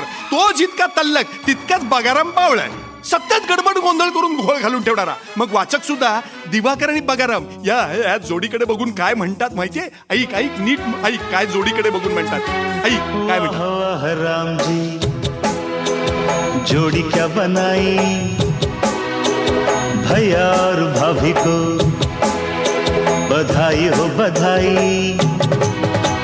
सब रस्मों से बड़ी है जग में दिल से दिल की सगाई। आपकी कृपा से ये शुभ घड़ी आई। जीजी और जी संशय कोणावर आणि कोणाकोणावर? रायबहादूर लक्ष्मीनारायण ठाकूर यांचा खून झाला त्या दिवसातल्या आणि रात्रीच्या इन्स्पेक्टर कॉन्स्टेबल किंवा दिवाकर बगाराम यांच्या हालचाली, घटनेचा मागोवा, प्रत्यक्षदर्शी पुराव्यांचा शोध, सहसा दिसू न शकणाऱ्या खुणांचा माग घेत त्यांनी उभे केलेले तर्क, रायबहादूरांच्या आयुष्यातल्या गोष्टी, त्यांच्या आयुष्यातल्या व्यक्ती, त्यांचा पूर्वी इतिहास, रायबहादूर यांच्याशी असलेले त्यांचे संबंध, या सगळ्या गुंताड्याबद्दल सांगायला काकांनी 7 रात्री घेतल्या. याचं कारण त्यांनी मला जे सांगितलं ते असं की मी त्यांच्यासमोर वाचक म्हणून बसलेलो नसून लेखक म्हणून बसलेलो आहे, आणि जो चकतो तो वाचक आणि जो चकवतो तो लेखक. तर तर तर तर तर तर अतिशय सालस, कनवाळू, परोपकारी वृत्तीच्या आणि दानशूर म्हणून प्रसिद्ध असलेल्या श्रीमंत रायबहादूर ठाकूर यांचा भर दिवसा झालेला खून ही तशी बुचकाळ्यात टाकणारी गोष्ट होती. कारण रायबहादूर अजातशत्रू होते रायबहादूर. पण एक आश्चर्यकारक गोष्ट त्यांच्या मृत्यूपूर्वी महिनाभर आधी घडलेली होती. ती म्हणजे त्यांच्या डॉल्फिन कलर केम या मुंबईतल्या कारखान्यातील काही कामगारांनी त्यांच्यावर प्राणघातक हल्ला चढवलेला होता. त्यातून ते सुदैवानं वाचलेले होते. वास्तविक रायबहादूर हे कामगार हितदक्ष आणि मालक म्हणून कामगारांच्या मध्ये प्रिय होते. पण गेल्या 3-1 वर्षांमध्ये हे चित्र बदललं होतं. त्यांचे मुंबई, वापी आणि सुरत इथले कारखाने तोट्यात चाललेले होते. टेक्स्टाईल मिल्स डबघाईला आलेल्या, त्यात मालाला उठाव नाही, डॉल्फिन कलरला भाव नाही, अशी अवस्था. तरीही शांताराम बारस्कर या कामगार पुढाऱ्यानं भरमसाठ पगारवाढीची मागणी केली. त्याला स्पष्ट नकार देत रायबहादूरांनी कामगार कपात अटळ आहे असं नेत्यांना सांगितलं आणि तिथेच ठिणगी पडली. कामगार बिथरले. बारस्करनं त्यांना आणखीन चिथवलं. याचं पर्यवसान रायबहादूरांवर हल्ला होण्यात झालं. खुनाच्या पूर्वी काही तास हाच शांताराम बारस्कर साहेबांच्या बंगल्यावर बाबूराव सातपुतेसह आलेला होता. त्याची रायबहादूरांची वादावादी झाली असं बंगल्याचा चौकीदार रामशरण तिवारीनं इन्स्पेक्टर फुलपगारला सांगितलेलं होतं. त्या दिवशी बंगल्यावर रायबहादूर यांच्याशिवाय कोणीच नव्हतं. त्यांच्या पत्नी सुमित्रा देवी या केदारनाथ यात्रेला गेल्या होत्या. त्या अत्यंत धार्मिक आणि सदोदित देवपूजेत मग्न राहणाऱ्या होत्या. त्यांचा एकुलता एक मुलगा श्यामानंद, जो व्यसनी, अय्याशी, व्हायलंट आणि वैफल्यग्रस्त होऊन शेठजींच्या अंगावर धावून जाणार होता. पण तोही श्यामानंदही त्या दिवशी बाहेर होता. खरं म्हणजे त्या दिवशी स्वतः रायबहादूरही बंगल्यावर असणार नव्हते. पण अचानक त्यांनी आपला बेत रद्द केला आणि ते घरीच थांबले. पण याची कल्पना त्यांचे खाजगी सचिव कमलनाथ माथुरना नव्हती. फक्त चौकीदार रामशरण तिवारीलाच शेठजी आज बंगल्यावरच आराम करतायत हे ठाऊक होतं. पहिल्या प्रकरणाच्या शेवटी एक महत्वाची इन्फॉर्मेशन मिळते. ती पहिल्या प्रकरणातच मिळायला पाहिजे याबद्दल काका आग्रही होते. ती इन्फॉर्मेशन अशी की रायबहादूरांचे सॉलिसिटर विश्वेश्वर नायर इन्स्पेक्टर फुलपगारजवळ रायबहादूरांच्या मृत्यूपत्राचे तपशील उघड करतात. रायबहादूर ठाकूर यांनी तिसऱ्यांदा बदललेल्या मृत्यूपत्रात आपल्या स्थावर आणि जंगम मालमत्तेचा एक ट्रस्ट केलेला असून त्यावर मुलगा श्यामानंद ठाकूर, सचिव कमलनाथ माथुर आणि गीतांजली बालकाश्रमाच्या संचालिका यामिनी सरकार यांची ट्रस्टी म्हणून नेमणूक केलेली आहे. आता या यामिनी सरकार कोण? तर यामिनी सरकार म्हणजे या बाई मुंबई, नवी मुंबई आणि पुण्यात 3 बालकाश्रम चालवतात. त्यांना समाजसेवेची प्रचंड आवड. त्यांच्या गीतांजली बालकाश्रमाला शेठजींनी भरघोस देणगी दिलेली आहे. यामिनी सरकारच्या दिवंगत पतीनं म्हणजे अमलबाबू सरकार यांनी शेठजींना त्यांच्या धंद्याच्या पडत्या काळामध्ये सावरण्यास मदत केलेली होती. तर सॉलिसिटर नायर यांच्या म्हणण्यानुसार रायबहादूर ठाकूर उर्फ शेठजींनी मृत्यूपूर्वी मृत्यूपत्राचं वाचन या सगळ्यांच्या समक्ष केलेलं होतं. त्यावेळेस त्यांच्या मुलानं म्हणजे श्यामानंद थैथयाट केला. बापाला सगळ्यांच्या देखत शिव्या घातल्या. इतकंच नाही, अरे तर माझा बापच नव्हेस असं तो बोलू लागला. नोकरांना त्याला आवरावं लागलं, थेट बाहेर काढावं लागलं. त्यानंतर श्यामानंद बंगल्यावर आलाच नाही. या पहिल्या प्रकरणाच्या कथनानंतर काकांनी मला लगेच प्रश्न केला. बोल बाबी, बोल बाबी, बोल. रायबहादूरांचा खुनी कोण असेल? तुझा संशय कोणावर? काका, रायबहादूरांचा खुनी सोपं आहे. शांताराम बारस्कर किंवा श्यामानंद ठाकूर या दोघांपैकी कोणीतरी त्या रायबहादूरांना संपवलेलं आहे. बोंबील पिक्या, तू माझा धडा विसरलास. बाबी, तू माझा पहिला धडा विसरलास. जो चकतो तो वाचक. तू जी नावं घेतलीस ती वाचकांच्या नजरेतून बरोबर असतील रे, पण तू वाचक नाहीस. आता रहस्य कथेतलं एक बेसिक सूत्र लक्षात ठेव. ज्याच्यावर चटकन संशय येतो तो खुनी अथवा गुन्हेगार कधीच नसतो. बरोबर आहे. पण काका काका परिस्थितीजन्य पुरावे या दोघांच्या विरोधात आहेत. बाब्या, परिस्थितीजन्य पुरावे ते तयार कोणी केले? मीच ना. हो बरोबर. पण काका माझा ना श्यामानंदवर जाम स्ट्रॉंग डाऊट आहे. त्याला पुढच्या प्रकरणात मारला? का का का पण हे बघ बाबी, ज्याच्यावर सर्वात जास्त संशय असतो ना त्या व्यक्तीला सुरुवातीलाच ठार मारण्यासारखा वाचकांसाठी दुसरा धक्का नाही आणि रहस्य कथाकारासाठी सुख नाही. हो वा. काका पण मूळ घटनेत सुद्धा शेटजींचा मुलगा मेला होता. नाही, मी मारला त्याला. श्यामानंद श्यामानंद वारंवार वडिलांच्या अंगावर धावून जातो, पण जो गरजतो ना तो बरसत नाही. हे आणखीन एक सूत्र ध्यानात ठेव. तो कर्जबाजारी आहे, व्यसनी आहे, निराश आहे. त्या भरातच त्याने आत्महत्या केली. पण मी मात्र दुसऱ्या प्रकरणात असा भास निर्माण केला की श्यामानंदचा खून झाला असावा. त्याचा खून कोणी केला अशा विचारात वाचकांना भोवंडू देत मुख्य घटनेवरचं लक्ष दुसरीकडे वळवायचं. लक्षात ठेव, संशय सतत असा फिरता ठेवायचा आणि ज्याच्यावर संशय येणार नाही त्याला शेवटी जाळ्यात अडकवायचा. यासाठी रहस्य कथाकारानं स्वतः सतत संशयी असलं पाहिजे. आपल्या प्रत्येक पात्राच्या हेतूबद्दल संशय घेतला पाहिजे. त्यासाठी मोठी साधनं लागते बाबा, साधनं लागते मोठी. सोपी गोष्ट नाही ती. आयुष्यातलं सुख चैन हरवतं, पण रहस्य शोधण्यासारखं मोठं सुख नाही. आपल्याला अदृश्य रूपात डेड बॉडी दिसली पाहिजे. डेड बॉडी डाका पडताना दिसला पाहिजे. अघटिताची चाहूल लागली पाहिजे. माणसं मरतात माणसं किंवा मारली जातात ठो ठो ठो करून. पण मेलेला माणूस दिसला की प्रश्न आले की संशय सुरू, आणि संशय आला की रहस्य सुरू. रहस्य, माणसं का मरतात किंवा का मारली जातात याचं रहस्य. हो काका पण मला ना आता यामिनी सरकारचा संशय येतोय. काय कारण काय? मला ना काका तिच्या नवऱ्याची, अमलबाबूंची डेड बॉडी दिसते. त्यांचा मृत्यू हा घातपाचा असू शकतो आणि त्यामागे रायबहादुरांचा हात असू शकतो. त्याचा सूड यामिनी सरकार घेऊ शकते. आणि सुडानं पेटलेली स्त्री म्हणजे इच्छाधारी नागिन. बाबी रायबहादुरांनी मृत्यूपत्रात तिला विश्वस्त केलंय आणि सर्वात जास्त मदत तिच्या बालकाश्रमांना दिलेली आहे. तुझा तिच्यावरचा संशय टिकणारा नाही. काका मान्य पण काका मला ना आता दुसराच संशय दिसतोय. कोण? रायबहादुरांची पत्नी सुमित्रा देवी. तुम्ही सांगितलेल्या सूत्रात हे नाव फिट्ट बसतंय. ही बाई भोळी बाबडी, सतत देवपूजत मग्न. श्रीराम जय राम जय जय राम, श्रीराम जय राम जय जय राम, असं ही रामाचं नाव घेणारी बाई ती कसा खून करू शकेल असा विचार वाचक करणार, किंवा तिचा विचारच वाचकांच्या डोक्यात येणार नाही. वा आगे बडो बाबी. काका मला ना आता लव्ह ट्रायंगल दिसतोय. सुमित्रा देवी, रायबहादूर आणि यामिनी सरकार. हो, विरक्त सुमित्रा देवींपासून रायबहादूरांना शरीर सुख नाही, त्यामुळे ते आकृष्ट झाले यामिनी सरकारकडे. किंवा रायबहादूर आणि यामिनी यांच्या संबंधांमुळे सुमित्रा देवी देवदेव करू लागले असतील. या संबंधांमुळे श्यामानंद बापाचा द्वेष करू लागला असेल. गूढ नाते संबंध आणि माणसं याच्यात मला रहस्य दडलेलं दिसतंय काका. अख्खी कादंबरीच या मानसिक ताण तणावावर उभी करता येईल. भेमट्या एक नवं प्रकरण तू याच्यावर जरूर रच. पण हे मानसिक बिनसिक लफड्यात पडू नकोस.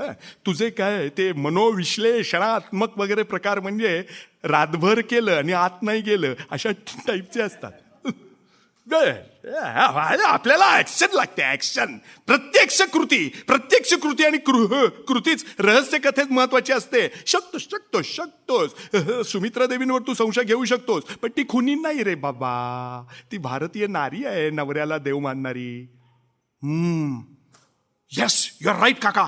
पण काका मग चौकीदार रामशरण असेल, की शेटजींचा विश्वासू ड्रायव्हर भोलानाथ यादव, की शांताराम बारसकर, की त्याच्याबरोबर बंगल्यावर गेलेला तो बाबूराव सातपुते, की शेटजींचा सचिव कमलनाथ मथुर, सुमित्रा देवींचा आध्यात्मिक गुरु स्वामी जीवानंद. कोण खुनी कोण?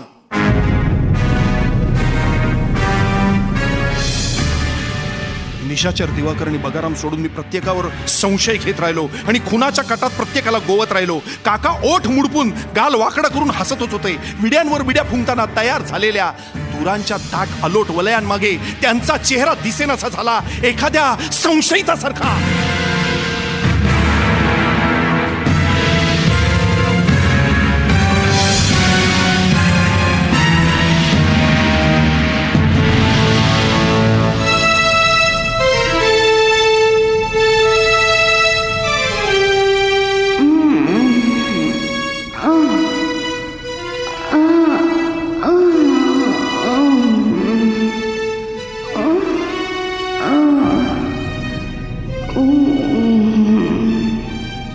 स्वप्न साखळीत आगंतुक. त्या रात्री मी नेहमीप्रमाणे झोपी गेलो आणि काकांची वाट बघत राहिलो. त्यांच्या कथनानं आता मस्त वेग घेतलेला होता. उत्कंठावर्धक सिच्युएशन निर्माण करायची आणि एक असा वेगळाच विचित्र किंवा शृंगारिक प्रसंग टाकून वाचकाला रिलीफ द्यायचा, ही त्यांची शैली मी आता ओळखू लागलो होतो. असे प्रसंग वर्णन करताना तुम्हाला सांगतो, काका इतके रंगून जायचे ना की मला आतल्या आत हसूच येत असे. उदाहरणार्थ बरं का, उदाहरणार्थ आदल्या दिवशी काकांनी सांगितलेला एक प्रसंग माझ्या डोळ्यासमोरून हालतच नव्हता. यामिनी सरकार आणि राय बहादूर यांच्या व्यवहाराबद्दल अधिक तपास करण्यासाठी इन्स्पेक्टर फुलपगार साहेबराव मोरेला गीतांजली बालकाश्रमाच्या नवी मुंबईतील खारघर इथल्या कार्यालयात पाठवतो. झालं, वेळ संध्याकाळची साहेबराव कार्यालयात थडकतो तेव्हा फक्त डेझी कुटिनो ही नवी मुंबई शाखेची प्रमुख तिथे असते. ऑन ड्युटी साहेबराव पोलीस अधिकारी असल्याची बतावणी करत तपासाची ऑर्डर दाखवतो. डेझी त्याचं स्वागत करते, संपूर्ण सहकार्याची तयारी दाखवते. ही 25 वर्षाची मादक तरुणी तंग कपड्यात वावरत असते. ती साहेबरावला बालकाश्रमाचे अल्बम दाखवते. बालकाश्रमाचं कार्य, त्याची व्याप्ती, संस्थेत चालणारे कार्यक्रम, यामिनी सरकार यांची मुलाखत, या सगळ्यांची माहिती देणारी एक कॅसेट व्हिडिओ प्लेअरवरती लावते आणि एक थंड पेयाचा एक ग्लास साहेबरावला देते. एक स्वतः घेत साहेबरावच्या शेजारी बसते. ती हे सगळं करत असताना तिचे उन्नत उरोष आणि पुष्ट नितंब यांच्या मोहक हालचाली साहेबरावला घायाळ करीत असतात. परंतु मनावर ताबा ठेवत साहेबराव स्वतःला सावरण्याचा कसोशीनं प्रयत्न करत असतो. टीव्हीवर, पडद्यावर दिसणाऱ्या चित्रफितीवर लक्ष एकाग्र करत असतो. बालकाश्रमाची वेगवेगळी दृश्य कॅमेरा टिपत असताना अचानक काहीतरी वेगळंच चालू होतं. पडद्यावर प्रणयोत्सुक जोडपं दिसतं. ते एकमेकांवर आलिंगन, चुंबनांचा वर्षाव करीत असतं. हे पाहून साहेबराव चपापतो. शेजारी पाहतो तर डेझीचे ओठ त्याच्या कानापाशी आलेले असतात. तिचे डोळे मादक आणि गाल आरक्त झालेले असतात. तिचे गरम उच्छ्वास साहेबरावची कानशील गरम करत जातात. साहेबरावच्या सर्वांगात सूक्ष्म थरथर निर्माण होते. तो अभावितपणे आपलं तोंड डेझीच्या दिशेने वळवतो तेव्हा तिचा डाव्या हाताचा विळखा त्याच्या शरीराभोवती पडलेला असतो. साहेबराव आपल्या दोन्ही भाऊपाशा डेझीला घट्ट आवळतो. तेवढ्यात लाईट जातात. भारनियमनापोटी तिथे अधूनमधून वीज जात असते, पण ती या दोघांच्या पथ्यावरच पडलेली असते. झालं, बऱ्याच वेळानं लाईट येते तेव्हा डेझी लज्जित अ माय गॉड असं देवाचं नाव घेत आत पळते. साहेबराव घाईघाईनं कपडे चढवत बाहेर येतो. तो आपल्या जीप जवळ पोहोचतो तेव्हा इन्स्पेक्टर फुलपगार हाताची घडी घालून शांतपणे साहेबरावची वाट बघत बसलेला असतो. साहेबराव फुलपगारला बघून 3 ताड उडतोच. इच्छा गो, हा इथे कसा काय? फुलपगार मात्र हसत असतो. साहेबरावच्या सर्वांगातून घाम निथळत असतो. त्याचं पोस्ट ऑफिस सुद्धा उघडं असतं. साहेबराव कर्तव्य विसरून भलत्याच या असल्या घाणेरड्या कृत्यात गुंतला असला आणि आता ओशाळला असला तरी दरम्यानच्या काळात दिवे घालवून निशाचर दिवाकरनं कार्यालया मागच्या बाजूनं शिरकाव करत हवी ती कागदपत्र मिळवलेली असतात. निशाचर दिवाकरची ही हातखंडा चाल आहे. त्यानं ही युक्ती एका सूक्ष्म अवलोकनातून अवगत केलेली आहे. हे अवलोकन साध्या डासांच्या वर्तणुकीचं आहे. एक डास जेव्हा झोपलेल्या माणसाच्या कानापाशी गंग गंग गंग करत असतो तेव्हा तो माणूस एक चित त्याला हकलवण्याचा प्रयत्न करत असतो. पण त्याच वेळीस दुसरा डास त्याच्या पायाचा चावा घेत असतो. दिवाकर बऱ्याचदा साहेबरावाचा अर्थात बगारामचा असा गंग गंग करण्यासाठी वापर करतो, पण याची कल्पना साहेबरावला अर्थात बगारामला कधीच येत नाही. तो आपल्या ढिल्या स्वभावाला अनुसरून गोळ घालतच राहतो. काकांनी लिहिलेला ना हा प्रसंग त्या काळात एकदम हॉट ठरला असणार, यात काही शंका नाही. हॉट ठरला असणार, पण आजच्या काळात त्याच्यात बराच नवा मसाला ओतावा लागणार, नाहीतर तो तितकासा शृंगारिक वाटणार नाही याची कल्पना मला होती. पण मी पडलो ब्रह्मचारी. आता याच्यात मसाला कसा काय घालायचा मला कळत नव्हतं. पण मला अधिक आश्चर्य वाटतं ते काका देखील ब्रह्मचारी असून त्यांनी कसं हे लिहिलं याचं. असा विचार मी करत बसलेलो असताना समोर काहीतरी हालचाल झाली. खाकरण्याचा आवाज आला. काका आले म्हणून मी हुशारून बसलो तर समोर काका नव्हते, वेगळंच कोणीतरी होतं. खाकी पोशाखातील ती व्यक्ती माझ्याकडे रोखून बघत होती. मला कळेना हा इसम कोण. मी साहेबराव मोरे. साहेबराव? अरे साहेबराव उर्फ बगाराम. तू आहे बाबी, तू हा दैवाचा खेळ निराळा आहे, पुन्हा लिहितोयस असं कळलं म्हणून तातडीनं आलो. मला या रहस्य कथेतून काढून टाक. का पण अरे काका रे डी विश्वनाथ आरामखोर आहे रे. काय मला फसवलं त्याने. अरे विश्वनाथने विश्वासघात केलाय. आता मला त्याच्या पुस्तकात राहायचं नाही. मी सिरियसली सांगतोय, हसू नको लगा. तुम्ही मला कॉमिक करून टाकलं. त्या मूर्ख फुलपगारला मोठा करण्यासाठी माझी करिअर बर्बाद केली तुझ्या डॅम्बिस काकानं. हो काय झालं काय पण काय झालं काय म्हणजे असं काय घडलं म्हणजे काय केलं काय आमच्या काकाने? काय केलं? एक नंबरचा खोटारडा रे तुझा तो काका आणि तो फुल पगार त्याच्या डबल खोटारडा. दुसऱ्या पोलीस अधिकाऱ्याच्या कामगिऱ्या स्वतःच्या नावावर ढापायचा. तुझ्या काकाला ते खरं वाटायचं. इन्स्पेक्टर फुल पगार आहे रे. हय तोच तर रे चॅप्टर आणि करप्ट. अरे काय बोलताय काय साहेबराव? शुद्धीतात तुम्ही शुद्धीतात ना? नाही तुम्ही दुसऱ्या कुणा एका भलत्या माणसाविषयी बोलतात काय? भलत्या 10 वर्ष काढले आहेत त्याच्याबरोबर सर्व्हिसमधली. त्याच्या हप्त्याची वसुली करायचं काम माझ्याकडे होतं. पैसे घेतल्याशिवाय साधी यांसी नोंदवायचं नाही रे. करप्ट आणि रंडीबाज. एकदा वाटायचं याचा खून करावा आणि आपल्या हातानं FIR दर्ज करावा. मला आपला खास माणूस म्हणायचा आणि माझीच ठासून ठेवायचा भाडवा. मला वसुलीला चौकशीला पाठवायचा आणि माझ्या घरी जायचा हा फुल पगार. माझे जोडीदार मला हाफ पगार म्हणून का हाक मारायचे ते आधी कळायचं नाही. पण नंतर लक्षात आलं हा माझ्या बायकोबरोबर झोपतो. आमची सटवी पण निर्लज्ज रे. मी 96 कुळी खानदानी, इज्जत जाईल म्हणून दुर्लक्ष केलं. असा नीच फुल पगार. पण तुझा काका पुस्तकात माझं कॅरेक्टर बदनाम करतो साला. अरे परक्या बाईकडं मी आयुष्यात डोळा उचलून बघितलं नाही रे. पण पुस्तकात डेझी बरोबर मला बिस्तर गरम करताना दाखवला आणि वर डेझी बरोबर झोपल्याचं पकडतो कोण? तर हा इन्स्पेक्टर फुल पगार. आणि माझ्या पॅन्टीची बटणं उघडी बघून हसतो. मी गोळ करून ठेवतो रे मी. अरे कित्येक तपासाच्या मी आयडिया दिल्या त्याला. पण या बदमाशाच्या मागं दिवाना झालेल्या डी विश्वनाथाच्या कानाचे पडदे फाटले होते. ओरे झालं आता. मला तुमचा संबंध नको. साहेबराव यावर काय बोलू मी? तुम्हाला कादंबरीतून कसं काय वगळता येईल? हे बघा मी काय करतो मी काकांशी बोलतो. काही मार्ग निघतोय का ते पाहतो. आता काय सांगून येणार रे? या तुझ्या काकाने डी विश्वनाथानं मला शब्द दिला होता तुझ्यावर वेगळी मालिका सुरू करीन म्हणून. मला तो डिटेक्टिव्ह करणार होता पण नंतर लिहायचं थांबवलं त्यानं. आणि निशाचर दिवाकरच्या 100व्या मालेत मला जबरदस्तीनं कोंबलं. मला वाटलं दिवाकरचं हे शेवटचं प्रकरण, यापुढे मी हिरो होणार म्हणून मन मारून काम केलं फुल पगार बरोबर. पण पुस्तक लिहून संपवलं आणि म्यालाच डी विश्वनाथ मला दगा देऊन गेला. अरे मुळचा दगाबाजच रे तो. देवळातले सरस्वती काकूला दगा दिला त्यानं. तिथं माझी काय किंमत? काय म्हणलं तुम्ही? काकांनी सरस काकूला दगा दिला? रे बिचारी मेली वाट बघून. हा थापाड्या लग्न करणार होता तिच्याशी पण त्यानं प्रकाशक सोडून कोणालाही दिलेला शब्द पाळला नाही.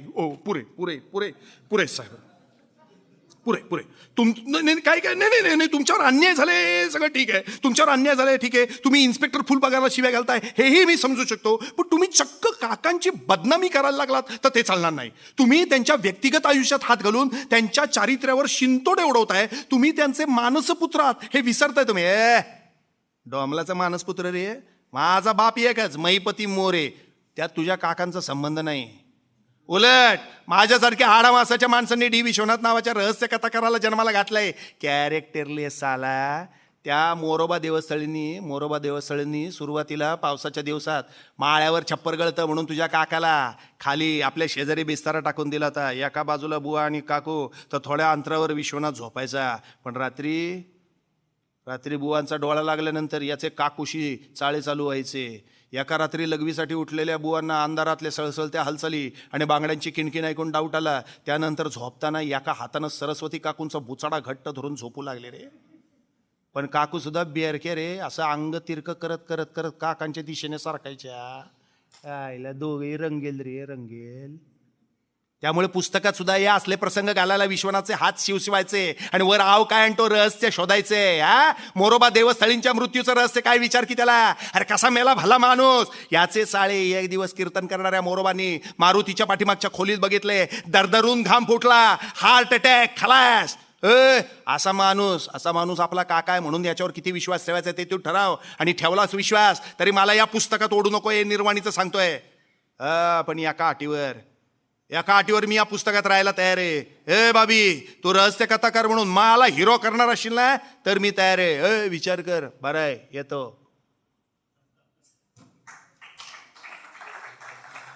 मी मी मी मी मी मी कुठलाच विचार करायच्या मनस्थितीत नव्हतो.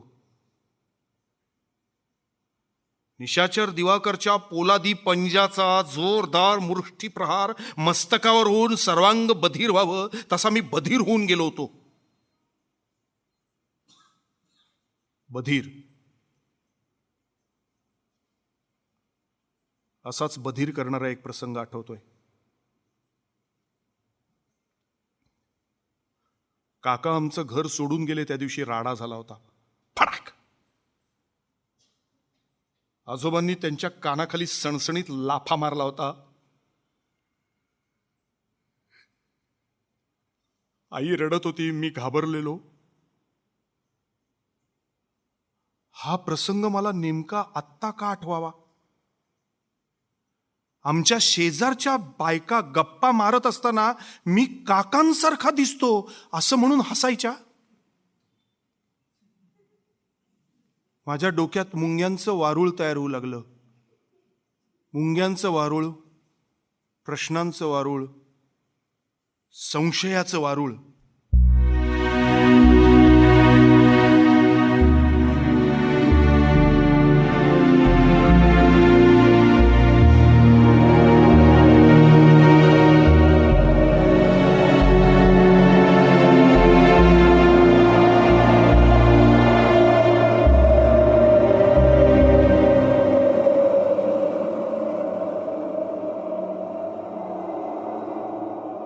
प्रत्येक रहस्यामागे एक सत्य उभं असतं.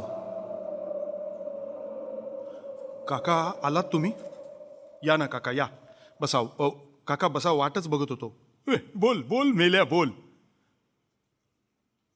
काका प्रश्न पहिला नीट ऐका. त्या दिवशी देवळात कीर्तन सुरू असताना मोरोबा देवस्थळी मारुती मागच्या खोलीत आले तेव्हा सरस काकू चहा करत होत्या. पण तुम्ही तिथं काय करत होता? जे पाहून मोरोबांना धक्का बसला आणि ते मेले. मी दूध पित होतो.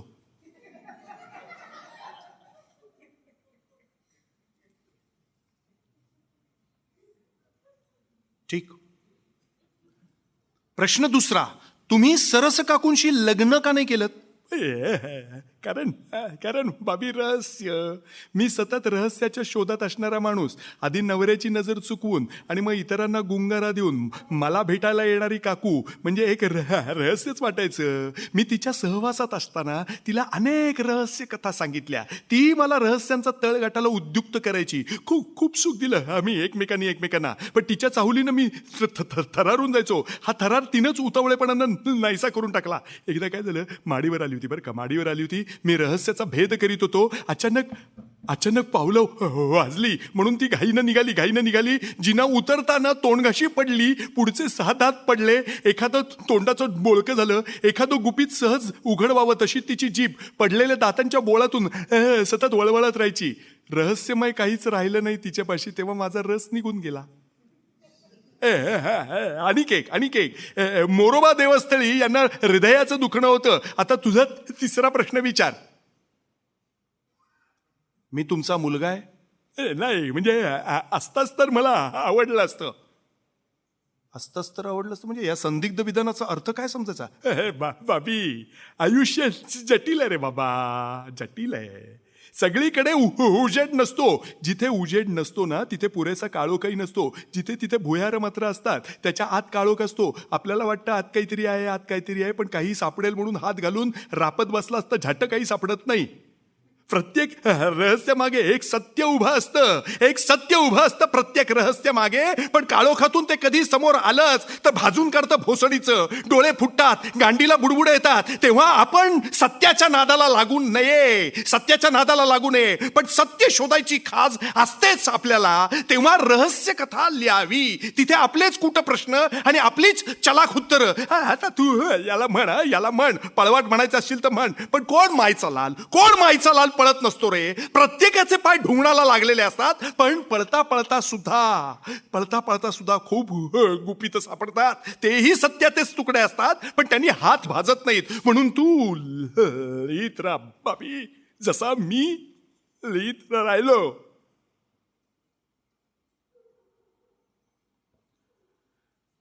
त्या रात्री कथानक न सांगताच काका निघून गेले. ते गेले तरी कितीतरी वेळ मी ध्यानस्थ पुरुषासारखा त्यांच्या शब्दांवर चित्त एकाग्र करून बसलेलो होतो. माझ्या मेंदूवरची पुटं निघत होती. मी हलका होतो. त्या केवल अवस्थेत खोल विहिरीच्या तळातून यावेत तसे शब्द येत होते. काय करतोयस तू? काय करणार आहेस तू? माझा अंतरात्मा माझ्या कृतीची पुढची दिशा मला विचारत होता. थोड्या वेळानंतर मी भानावर आलो तेव्हा माळ्याच्या शिडीवर उभा राहून माझा लहान भाऊ विश्राम जोरजोरानं मला विचारत होता, काय करतोयस तू? काय करणार आहेस तू? सतत झोपून असतोस, जेवण नाही, ऑफिस नाही, एकटा माळ्यावर लपून बसतोस. अरे काय झालं काय तुला? काही घोटाळा केलायस का? काही खून वगैरे? बाबा तर पोलीस स्टेशनात जायची तयारी करायला लागलेत. अरे काय करतोयस काय? हे बघ, मी रहस्यमय कादंबरी लिहितोय. धन्य आहे तुझी, धन्य आहे रहस्यमय कादंबरी म्हणे. हे माळ्यावरून उतर खाली, जेव आणि ऑफिसला जा. चल.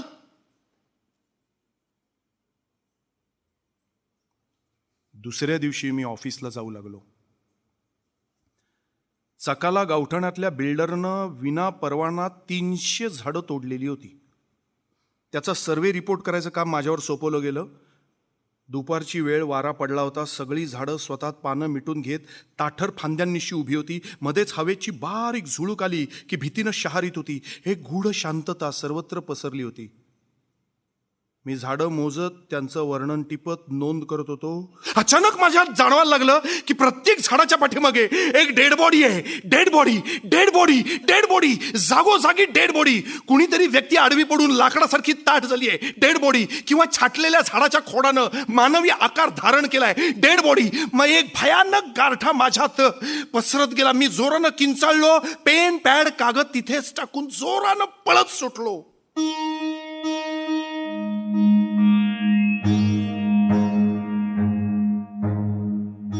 त्यानंतर मात्र मी परत कधीच ऑफिसला गेलो नाही. पुन्हा मी माळा गाठला.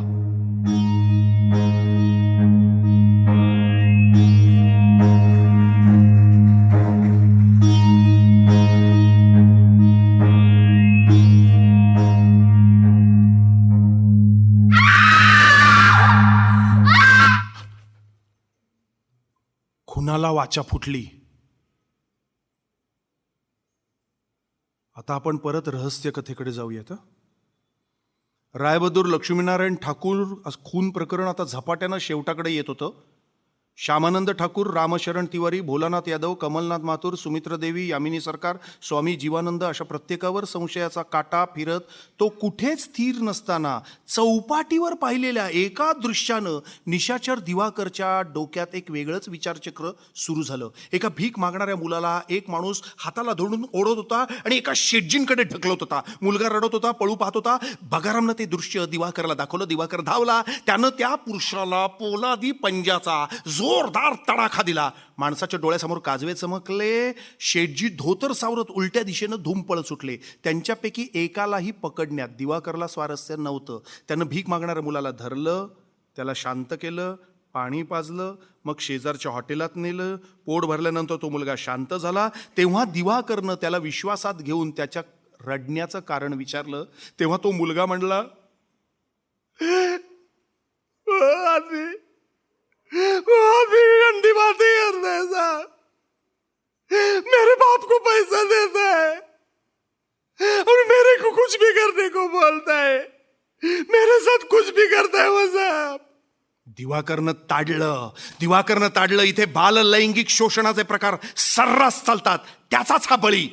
दिवाकरने बगारामनं मुलाला धीर दिला. टॅक्सीत बसवलं. विटी जवळच्या अपनागर या संस्थेमध्ये सोडलं. त्याच वेळीस दिवाकरच्या डोक्यामध्ये गीतांजली बालकाश्रमातल्या बाल लैंगिक शोषणाच्या प्रकारांविषयी विचार घोळू लागले होते. त्या भिकारी मुलाचे भाव त्यानं गीतांजलीमध्ये हस्तगत केलेल्या फोटोसारखे होते. पुढच्या तपासातच यामिनी सरकारच्या गीतांजली बालकाश्रमाच्या साह्यानं आणि आसऱ्यानं चालणारं मोठं सेक्स रॅकेट निशाचर दिवाकरनं उघड केलं. यामिनी सरकारचा सेवाव्रती समाजसेविकेचा मुखवटा गळून पडलेला होता. या बाईला सच्छील आणि दानशूर रायबहादूर का मदत करत होते? का मदत करत होते की यामिनी सरकार त्यांची दिशाभूल करून पैसे उकळत होती. तिचं हे रूप उघड झाल्यानंतर तर दोघांच्या मध्ये तणाव निर्माण झालेला नव्हता ना, की त्याचं पर्यवसान राय बहादुरांच्या खुनात व्हावं. पण छे छे छे छे छे या या या दिशेनं तपासाची चक्र फिरवू नाही, हाती काहीच आलं नाही. गीतांजली बालकाश्रम आणि राय बहादूर यांचा खून यात काही संबंध आहे असं दिसेना. मूळच्या खून खटल्यात 3 वर्षानंतर 2 कामगारांना जन्मठेप झालेली होती, पण खटल्याला कलाटणी मिळाली आणि खरा खुनी आणखीन 3 वर्षानंतर सापडला. काकांनी कादंबरीमध्ये हा 6 वर्षांचा काळ 6 महिन्यांवर आणला. पकडलेले कामगार निर्दोष आहेत हे फुल पगार जाणून असतो, त्यामुळे लौकिकार्थानं खून प्रकरणाचा तपास संपलेला असला तरी फुल पगार निशाचर दिवाकर बनून शोध सुरूच ठेवतो आणि काही महिन्यात खऱ्या खुन्याला पकडून देतो. अशी नाट्यमय रचना काकांनी केली होती. कशी? अशी. या शेवटच्या रोमहर्षक प्रकरणामध्ये बगाराम कळीची भूमिका पार पडणार होता. दिवाकरनं बगारामला काही दिवस सुट्टी दिली. बगाराम म्हणजे साहेबराव मोरे सपत्नीक हरिद्वारला गेलेला होता. गंगेत डुबकी मारली, बनारसला गेला. प्रवासात गंगापूर नावाचं गाव लागलं. Gangapur yes yes yes yes Rai Bahadur चौकीदार रामशरण तिवारीचं हे गाव. बगाराम तिथं गेला. रामशरणच्या खोलीची झडती गेली ती. फोटो बघितले. 2 मुलगे 1 मुलगी घरात होती, पण चौथा कुठे? चौथा म्हणजे राधा किशन. 2 वर्ष हा मुलगा रामशरण बरोबर होता, पण तो तिथून पळाला. त्यानं संन्यास घेतला, साधू झाला, तो चर्सी झाला. बगारामनं दिवाकरला STD वरून कॉल लावला. रामशरण तिवारीवर सक्त नजर ठेवणं गरजेचं होतं. इकडं बगारामनं कुंभमेळ्यात जाऊन मौनी आखाड्यातून राधा किशनला शिताफीनं शोधून अटक केली. काय होता तो प्रकार? राधा किशन हा रामशरण तिवारीचा थोरला मुलगा. दिसायला गोरापान, नाजूक, वागायला बुजरा, लाजाळूचं झाडच. त्याला रामाचं वेड. रामशरणनं त्याला मुंबईत आणलं, सुमित्रा देवींच्या पायावर घातलं. त्यांची लीनता आणि ईश्वर भक्ती यानं मालकीनबाई संतोष पावल्या. त्यांनी राधा किशनला बंगल्यावर ठेवलं, रसोई त्याची वर्णी लावली आणि एक दिवस रायबहादुरांच्या नजरेला हे गुणी पोरग पडलं. त्यांनी त्याला आपल्या सेवेत ठेवून घेतलं. रायबहादूर जरी विशाल अंतःकरणाचे म्हणून जगाला ज्ञात असले तरी त्यांना आपल्या वासनापूर्तीसाठी कोवळी मुलं लागत. त्यांची ही गरज यामिनी सरकार गीतांजली बालकाश्रमातून पुरी करत असे. राधा किशन रायबहादुरांची सेवा करीत असे आणि उर्वरित वेराट डायरीमध्ये जय राम सियाराम जय जय राम, जय राम सियाराम जय जय राम असा जप लिहित बसे. या जपानं अनेक डायऱ्या भरलेल्या होत्या, ज्या नंतर बगारामला रामशरणच्या पेटीत सापडल्या होत्या. राधा किशन लैंगिक शोषणाला विटला होता. तो एकांतात रडत बसायचा. त्यानं ही गोष्ट त्याच्या बापाला सांगितली, पण राय बहादुरांच्या विरोधात कोण काढणार? शेवटी राधा किशन पळाला, बैरागी झाला, गांजेकस झाला आणि एक दिवस पैसे हवेत म्हणून रामशरणकडे परत आला. तेव्हा रामशरण म्हणला, राय बहादूर आज घरी एकटेच आहेत, त्यांना शरण जा, पैसे माग, ते कोणालाही बिनमुख पाठवत नाहीत. झालं. राधाकिशननं हा सल्ला मानला. रायबहादूरांनी त्याला पैसे देऊ केले, पण त्याही वेळीस त्यांनी राधा किशनला वासनेची शिकार बनवलं. तेव्हा संतापलेल्या राधा किशननं रसोईतला धारदार सुरा आणला आणि कार्यभाग उरकून शांतपणे झोपलेल्या राय बहादुरांच्या पोटात सुरा खोपसला. खलास! खुनी सापडला.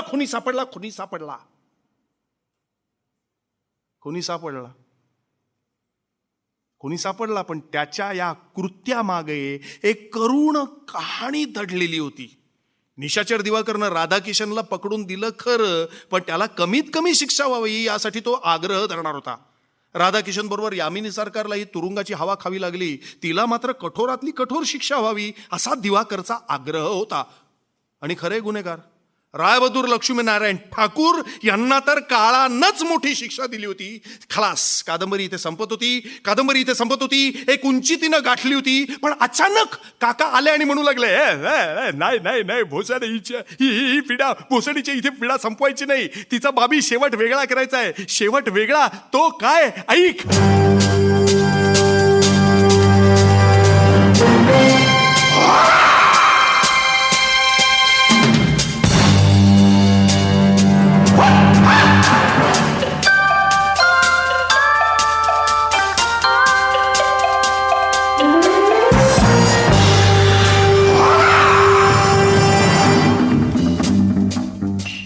शेवटचं प्रकरण. आता तुम्ही जरा अवधान देऊन बसा, कारण माझा आता खरा प्रॉब्लेम सुरू झालाय. आदल्या रात्री काकांनी राधाकिशन प्रकरण असे एक झकास गुंफण करून कादंबरी अशा एका वेगळ्याच उंचीवर नेऊन ठेवून संपवली होती. त्यामुळे मीही खुश होतो. पण आज काका येऊन सांगतात काय तर कादंबरी संपलेली नाही, तिचा शेवट वेगळा करायचा आहे. कालची 26वी रात्र, आजची 27वी. काका आले आणि म्हणायला लागले, हे बाबी बस, आपली ही शेवटची बैठक. आज मी जे सांगेन ते माझ्या छापील कादंबरीत नाही, कारण ते मला मृत्यूपूर्वी काही क्षण आधी अवगत झालं. ते मला खोटं वाटत होतं, पण मेल्यानंतर माझ्या लक्षात आलं तेच खरं आहे. काय आहे, मी हाडाचा रहस्य कथाकार असल्यामुळे सत्य कधी दडवून ठेवत नाही. त्याला माझी ही शेवटची कादंबरी अपवाद ठरू नये या एकाच इच्छेनं मी हा स्वप्नात येण्याचा मार्ग पत्करला. ही एकच इच्छा मी मनात बाळगून भैसाटल्यासारखा फिरत होतो, जसं तो फिरत होता. रायबहादूर लक्ष्मीनारायण ठाकूर यांचा खरा कोणी. कादंबरीच्या अकल्पित शेवटानंतर आणखीन एक शेवट होणार या कल्पनेने मी रोमांचित झालो. कारण हा शेवट काकांनी लिहिलेला नव्हता, तो मला करायचा होता. काका मला त्या खुन्यांबद्दलचं रहस्य सांगा. सांगतो बाबी ऐक. 28 वर्षांपूर्वी माझ्या शेवटच्या रात्री काय घडलं ते सांगतो. तू सावध चित्ताने ऐक. सुरू करतो आता, मध्ये थांबवू नकोस. तर प्रकाशक भाऊराव खाजगीवाल्यांना मी 7 दिवसात हा दैवाचा खेळ निराळा पूर्ण करणार म्हणून शब्द दिलेला होता. ते भाड घेऊन जायला भाऊरावांना देवळात मी बोलवलं. पाऊस पडून गेला होता. मी माळ्यावर एकटाच भाऊरावांची वाट बघत पिंपळाची काळी हलवणारी सळसळ ऐकत बसलो होतो. भाऊराव आले. येताना त्यांनी विस्कीच्या 2 बाटल्या, चाकणा आणि जेवणाचं पॅक आणलं. मी निशाचर दिवाकरांनी बगारामला सुद्धा या पार्टीला बोलवून घेतलं. माझे हिरो होते ना ते. मैफिल जमली, जल्लोष झाला. निशाचर दिवाकरची ही 100वी कामगिरी. बगाराम उर्फ साहेबरावला दारू अंमल जास्त चढली होती. खाली मारुती समईच्या संपत आलेल्या वातीकडे बघत एकटाच बसलेला होता. रात्र झाली. पार्टी संपली. तिघं डुलत निघून गेले. सर्वत्र निश्शब्दता. करार मध्येच एखादी वीज चमकून जायची, मग परत कडकड, परत शांतता. तर अचानक माझ्या पाठीवर अशी थाप पडली. मी डोळे चोळत अंधारात नजर खुपसून पाहू लागलो तर एक आकृती. पटकन दिवा लावला. समोर एक हडकुळा गालफड बसलेला, केस पिंजारलेला, तीक्ष्ण डोळ्यांचा माणूस उभा. त्याच्या अंगावरचे कपडे चिखलानं माखलेले होते. मला वाटलं कोणीतरी रस्त्यावर पावसात भिजलेला माणूस आसऱ्यासाठी आलाय, म्हणून त्याला मी खाली जाऊन नीज असं सुचवलं. तर तो म्हणला, टी विश्वनाथ, मी निजायला नाही, आपल्याशी बोलायला आलोय. अतिशय महत्त्वाची गोष्ट आपल्याला सांगायची आहे. नीट समोर बसा. मी बबन फड. डी विश्वनाथ, आपण आपल्या कादंबरीत उद्योगपती रायबहादूर लक्ष्मीनारायण ठाकूर यांचा खुनी राधाकिशन दाखवला आहे, पण ते खरं नव्हे. म्हणजे राधाकिशननं सुरा खुपसला हे खरं आहे, पण खरा खुनी तो नव्हे, हा बबन फड आहे. राधाकिशननं सुरा खुपसाच्या आधी काही मिनटं मी शेटजींचा गळा दाबून खून केला. ही गोष्ट तेव्हा दुर्लक्षित राहिली, पण आता तिची रास्त नोंद होऊ शकते. डी विश्वनाथ, कृपया पुस्तक छापायला जायच्या आधी ही दुरुस्ती करा आणि या बबन फडला त्याचं श्रेय द्या. खून करण्यामागे तुझा हेतू काय रे? हेतू काय तुझा खून करण्यामागे? हे खुनाचा हेतू कळायला पाहिजे ना. हेतू कसला आला? घंट्याचा. मला त्या माणसाचा राग आला होता.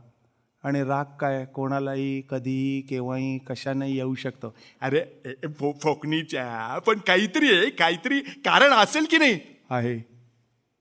त्या दिवशी रस्त्यानं मी एकटाच विमनस्क अवस्थेत चाललो होतो, तर एक कार माझ्या शेजारून सर्रकन गेली. जाताना सपकन चिखल तिनं अंगावर उडवला. मी गाडीचा नंबर टिपला, शोधत गेलो तर 7 कलर्स बंगला सापडला. माझं अस्तित्व चिखलानं माखलं होतं.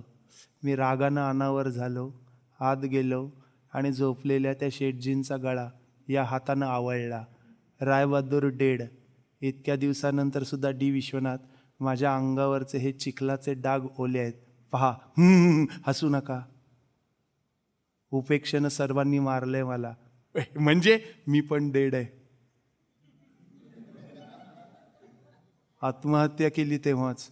जन्मापासून मृत्यूपर्यंत माझी कोणीच दखल घेतली नाही. रूप नाही, हुशारी नाही, नोकरी नाही, धमक नाही, लग्न नाही, मित्र नाही, शत्रू नाही, सर्वत्र नकार. बिनचेहऱ्याचं सपाट आयुष्य, बेदखल. मग ठरवलं आपल्याकडे लक्ष वेधायचं, कोणाला तरी संपवायचं, खुनी म्हणून का होईना पण माझी दखल घेतली जायलाच हवी म्हणून खून केला. पण पोलिसांनी जराही लक्ष दिलं नाही. मी स्वतःहून पोलीस स्टेशनला फोन केला पण बेदखल. पोलिसांनी मला हकलवून दिला. मी रस्त्यातल्या प्रत्येकाला अडवून अहो मी खून केला आहे असं सांगायचो पण बेदखल. मग प्रचंड निराशा आली आणि गिरगाव चौपाटीवर समुद्रात ऐन भरतीच्या वेळी स्वतःला लोटून दिलं. डी विश्वनाथ, कृपया माझी नोंद घ्या. मला कादंबरीत स्थान द्या. बबन मला ते शक्य नाही. माझी कादंबरी पूर्ण झालेली आहे. माझी बांधिलकी वाचकांची आहे, तुझ्याशी नाही. चल फुट फुट फुट फुट इथून. काका पुढे. अरे बाब्या, तर बबन फड चिडला, भांडू लागला. मी त्याला धक्के देऊन असा बाहेर काढला आणि इथे अंथरुणावर पडून आडवा झालो तर बबन फड परत वर आला आणि त्यांनी माझा गळा आवडला. मी डेड मेलो, घुसमटून मेलो. असं झालं होय काका. अरे पण काका बबन फडची इच्छा पूर्ण करता येईल. बबन फडला कादंबरीच्या शेवटात आणता येईल, निश्चित आणता येईल. बबन फडला शेडजींच्या कारखान्यातील कामगार दाखवता येईल. तो बाबूराव सातपुते किंवा शांताराम बारसकरचा माणूस दाखवता येईल, किंवा यामिनी सरकारनं सुपारी दिलेला हत्यारा दाखवता येईल, किंवा गीतांजली बालकाश्रमाचा व्यवस्थापक. लक्षात घ्या काका, लक्षात घ्या. घटनाक्रम तसाच ठेवायचा. म्हणजे बबन फड रायबहादूरांचा गळा दाबून निघून जातो. त्यानंतर राधाकिशन सुरा खुपसतो, तो पकडला जातो. पण राधाकिशनची अगतिकता दिवाकरला संपूर्ण प्रकरणाचा फेरविचार करायला भाग पाडते आणि पुन्हा एकदा अकल्पितपणे वेगळेच धागेदोरे हाती लागतात असं लिहूयात. वा भाभी वा. एका कादंबरीतच तू माझा वारस झालास. मी ना आज समाधानी आहे बरं का, समाधानी आहे. तू यशस्वी रहस्य कथाकार होशील. तू आता तुझ्या पद्धतीने विचार कर. आता मी मध्ये येत नाही. मला निरोप दे.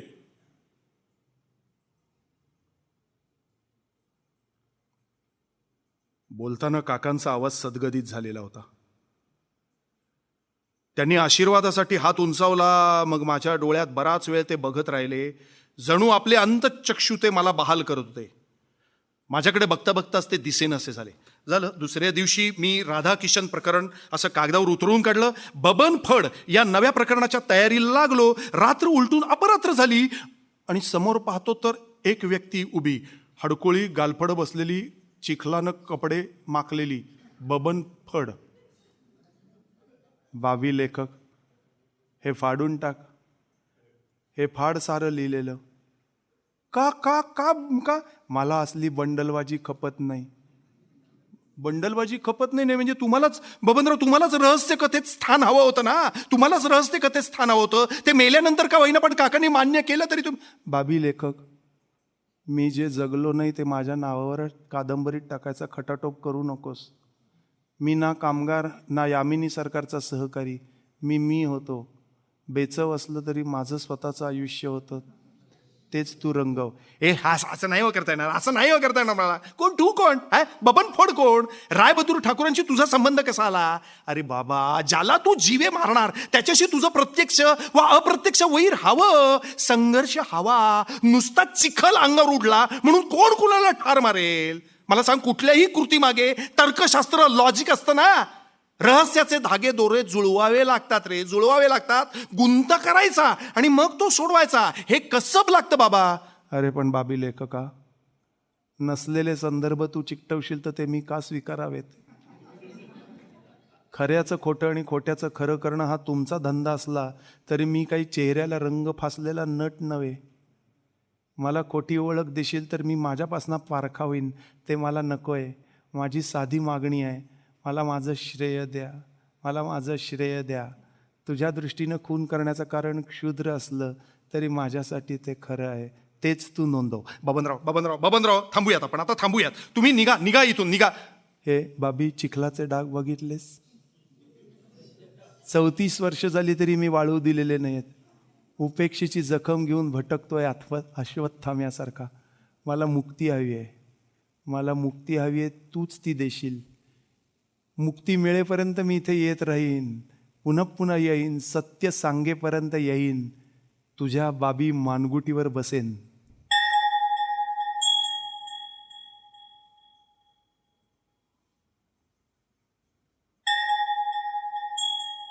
तसा मी घाबरलेलो नाही हा. मी काकांची डी विश्वनाथांची कादंबरी पूर्ण करणार आहे. कादंबरी पूर्ण करणार आहे मी डी विश्वनाथांची. त्यांना मी तसा शब्द दिलाय, त्यांनी आशीर्वाद दिलाय.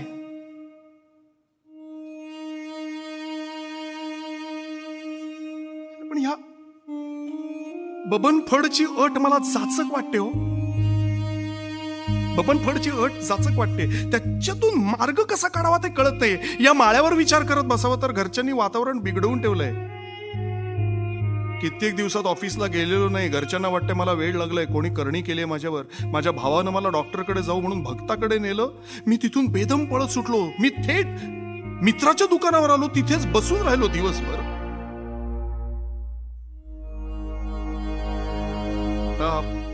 आता मी दिवसा घरी जात नाही. इकडं तिकडं भटकतो. रात्री झोपायला घरी जातो. झोप लागायचा अवकाश की बबन फड हजर. विचारतो, काय केलंस माझं? आताशा तो फारच आक्रमक होत चाललाय. त्याचा पारा जास्तच वर गेला तर तो माझा काका करून टाकेल अशी मला भीती वाटते. मी त्याच्याकडून 15 दिवसांची मुदत मागून घेतली. या 15 दिवसात कादंबरीची काहीतरी सोय लावावी लागेल. मला अजून समजलेलं नाहीये का कादंबरीच्या डोलाऱ्यात या फाटक्या माणसाला मोक्याच्या जागी कसा बसवावा हेच कळत नाहीये. काकांच्या पिंपळाजवळ जाऊन बसावं, काही सुचते का बघावं म्हणून तिथे जाऊन आलो तर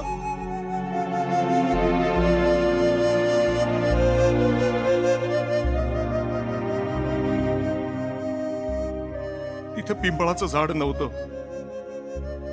त्या जागी टॉवरचं जंगी बांधकाम सुरू होतं. मारुतीचंही तिथून उच्चाटन झालेलं आहे. माझी काय गोची झाली आहे एव्हाना तुमच्या लक्षात आलं असेल म्हणून क्षमा करा एवढं बोललो. आता तुमच्यापैकी कोणाला जर माझ्या अडचणींवर काही मार्ग सापडला तर त्वरित कळवा. 15 दिवसांची मुदत आहे. स्टेशनला लागून रोहिदास चप्पल मार्ट आहे, माझ्या मित्राचं दुकान. तिथे मी बसलेला असतो. आपल्याला भेटून प्रत्यक्ष बोलता येईल. समजा मी नसलोच तर तुम्ही सुचवलेला उपाय कागदावर लिहून बंद पाकिटात घालून दुकानावर ठेवला तरी चालेल. पाकिटावर सत्यवान विश्वनाथ डिचोलकर उर्फ बाबियास असं लिहायला मात्र विसरू नका. सत्यवान विश्वनाथ डिचोलकर उर्फ बाबी, रोहिदास चप्पल mart, lower Parel station.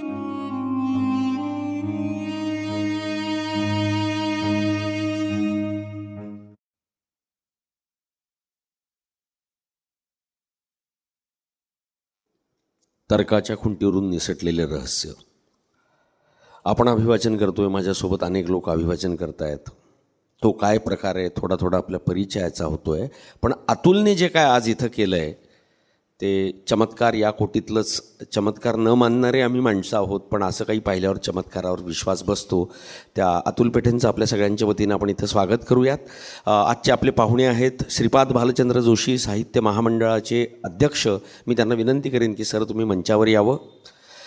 Shripad Bhalchandra Joshi साहित्य महामंडळ आणि त्याचा गोंधळ या सगळ्यांना मिटवून त्या महामंडळाला लोकाभिमुख करण्याचं काम ज्यांनी केलेलं आहे, लोकशाही आणण्याचं काम त्याच्यात ज्यांनी केलेलं आहे, सरांचं आपण मनपूर्वक इथं स्वागत करूयात. यानंतर सुधीर भोंगळे, म्हणजे श्रीपाद जोशी सरांना ज्यांनी ऐकलं आहे ना तो पण एक चमत्काराचाच भाग आहे. ते जे बोलतात ते सूट होत नाही साहित्य महामंडळाच्या अध्यक्षाला. इतकं छान बोलतात, आपल्याला विश्वास बसत नाही की अशी संस्था आहे की जिचं साहित्य संमेलन, साहित्य राजकारण याच्यावरती संपूर्णपणे नियंत्रण असताना त्याचा अध्यक्ष लोकांच्या बाजूने बोलतो.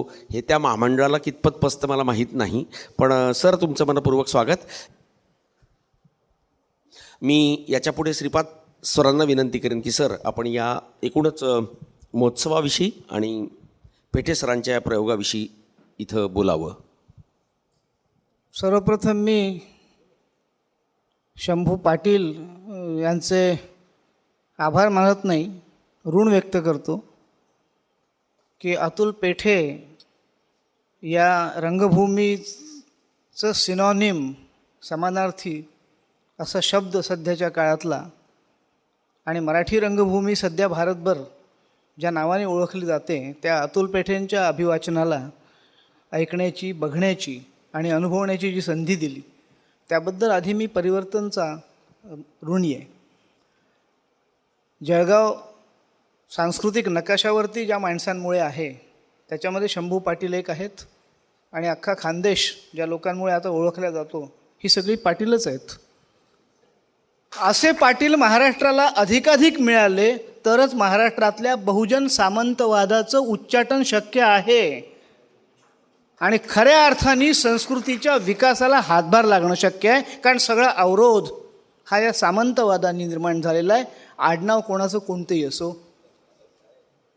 आणि अतुल पेठेसारखंच जयंत पवार हे मराठी कथेतलं आज एक अत्यंत वेगळं, अतिशय सशक्त, अतिशय समर्थ आणि वास्तव, कल्पना, रहस्य, जीवन, सामान्य माणूस, त्याचं अस्तित्व, या सगळ्या प्रश्नांची रहस्य काय आहे नेमकं त्यातलं, हा जो एक अत्यंत ज्याला हा ओळख मागतोय, हा समाज आहे, हा वगळल्या गेलेला, हा पूर्णपणे नकाशावरती लेखकाच्या अभिरुचीच्या सगळ्या वर्चस्ववादी सांस्कृतिकतेच्या नकाशावर नसलेलं असं अस्तित्व माणसाचं आज ज्या पद्धतीने स्वतःला अभिव्यक्त करू पाहताय, जे जयंत पवार ज्या ताकदीने ते धरतोय आणि ते आपल्यापर्यंत, म्हणजे मला तर अनेकदा असं वाटतं की लता मंगेशकरांनी जर पसायदान गायलं नसतं तर आपल्याला ते कितपत ठाऊक झालं असतं, ज्ञानेश्वर किती पोचला असता.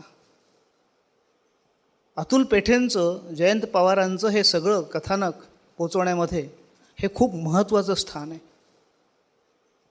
सर, मनपूर्वक धन्यवाद.